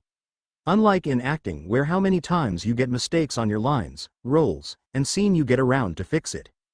Mirio then looked back again to Ochako, who frowned and kept on rubbing her belly. You are the mom and will always be the mom of your kid. Uraraka began to smile as she wiped her eyes, getting teared up with the comforting words coming from Mirio. Thank you, I feel a lot better hearing from you. I know how emotional a pregnant woman like you is. Mirio pats her head and stands up, combing his hair. Single parent is tough, so I do hope you get back to the real dad of your kid. That would depend on his decision if he would accept it or not. Uraraka murmured as she watched Mirio preparing himself back to his shootings. I'll call Hado so you won't be feeling lonely. I gotta go. Mirio dashes away from the door as Uraraka took some knitting from the sofa. I really can't believe that you, Hado Najire Tagata, who is the greatest actress in all of Japan, taking care of a lowly ordinary girl who got herself pregnant. Ochako said as Hado giggled while both of them are walking in the neighboring street. Mirio and I had experienced this sort of thing, so stop mesmerizing with the actress and think of it as a lecture on how to become a mother coming from me. Hado said with a smile. You mean coming from a popular celebrity? Uraraka mumbled as they continued walking. Oh come on. I considered this as my long vacation to help out mother to mother. Hado kept her optimism going while the young brunette felt tired. I could have wished to be alone, but Kami has been more overprotective of me. Like Deku-kun, she said as both of them found a bench to rest for a while. Kami is a great friend to be with. Her looks are just the extras to make her look attractive. Hado said as she looked at the young Uraraka rubbing her tummy. Are you going back to the real father of your child? Ochako began to flinch, feeling doubtful and nervous to talk about it. I am not feeling good talking about that, Hado-san. Hado only sighed as her worry began to show up on her face, seeing the helplessly young Ochako struggling to understand her feelings between the baby and the father.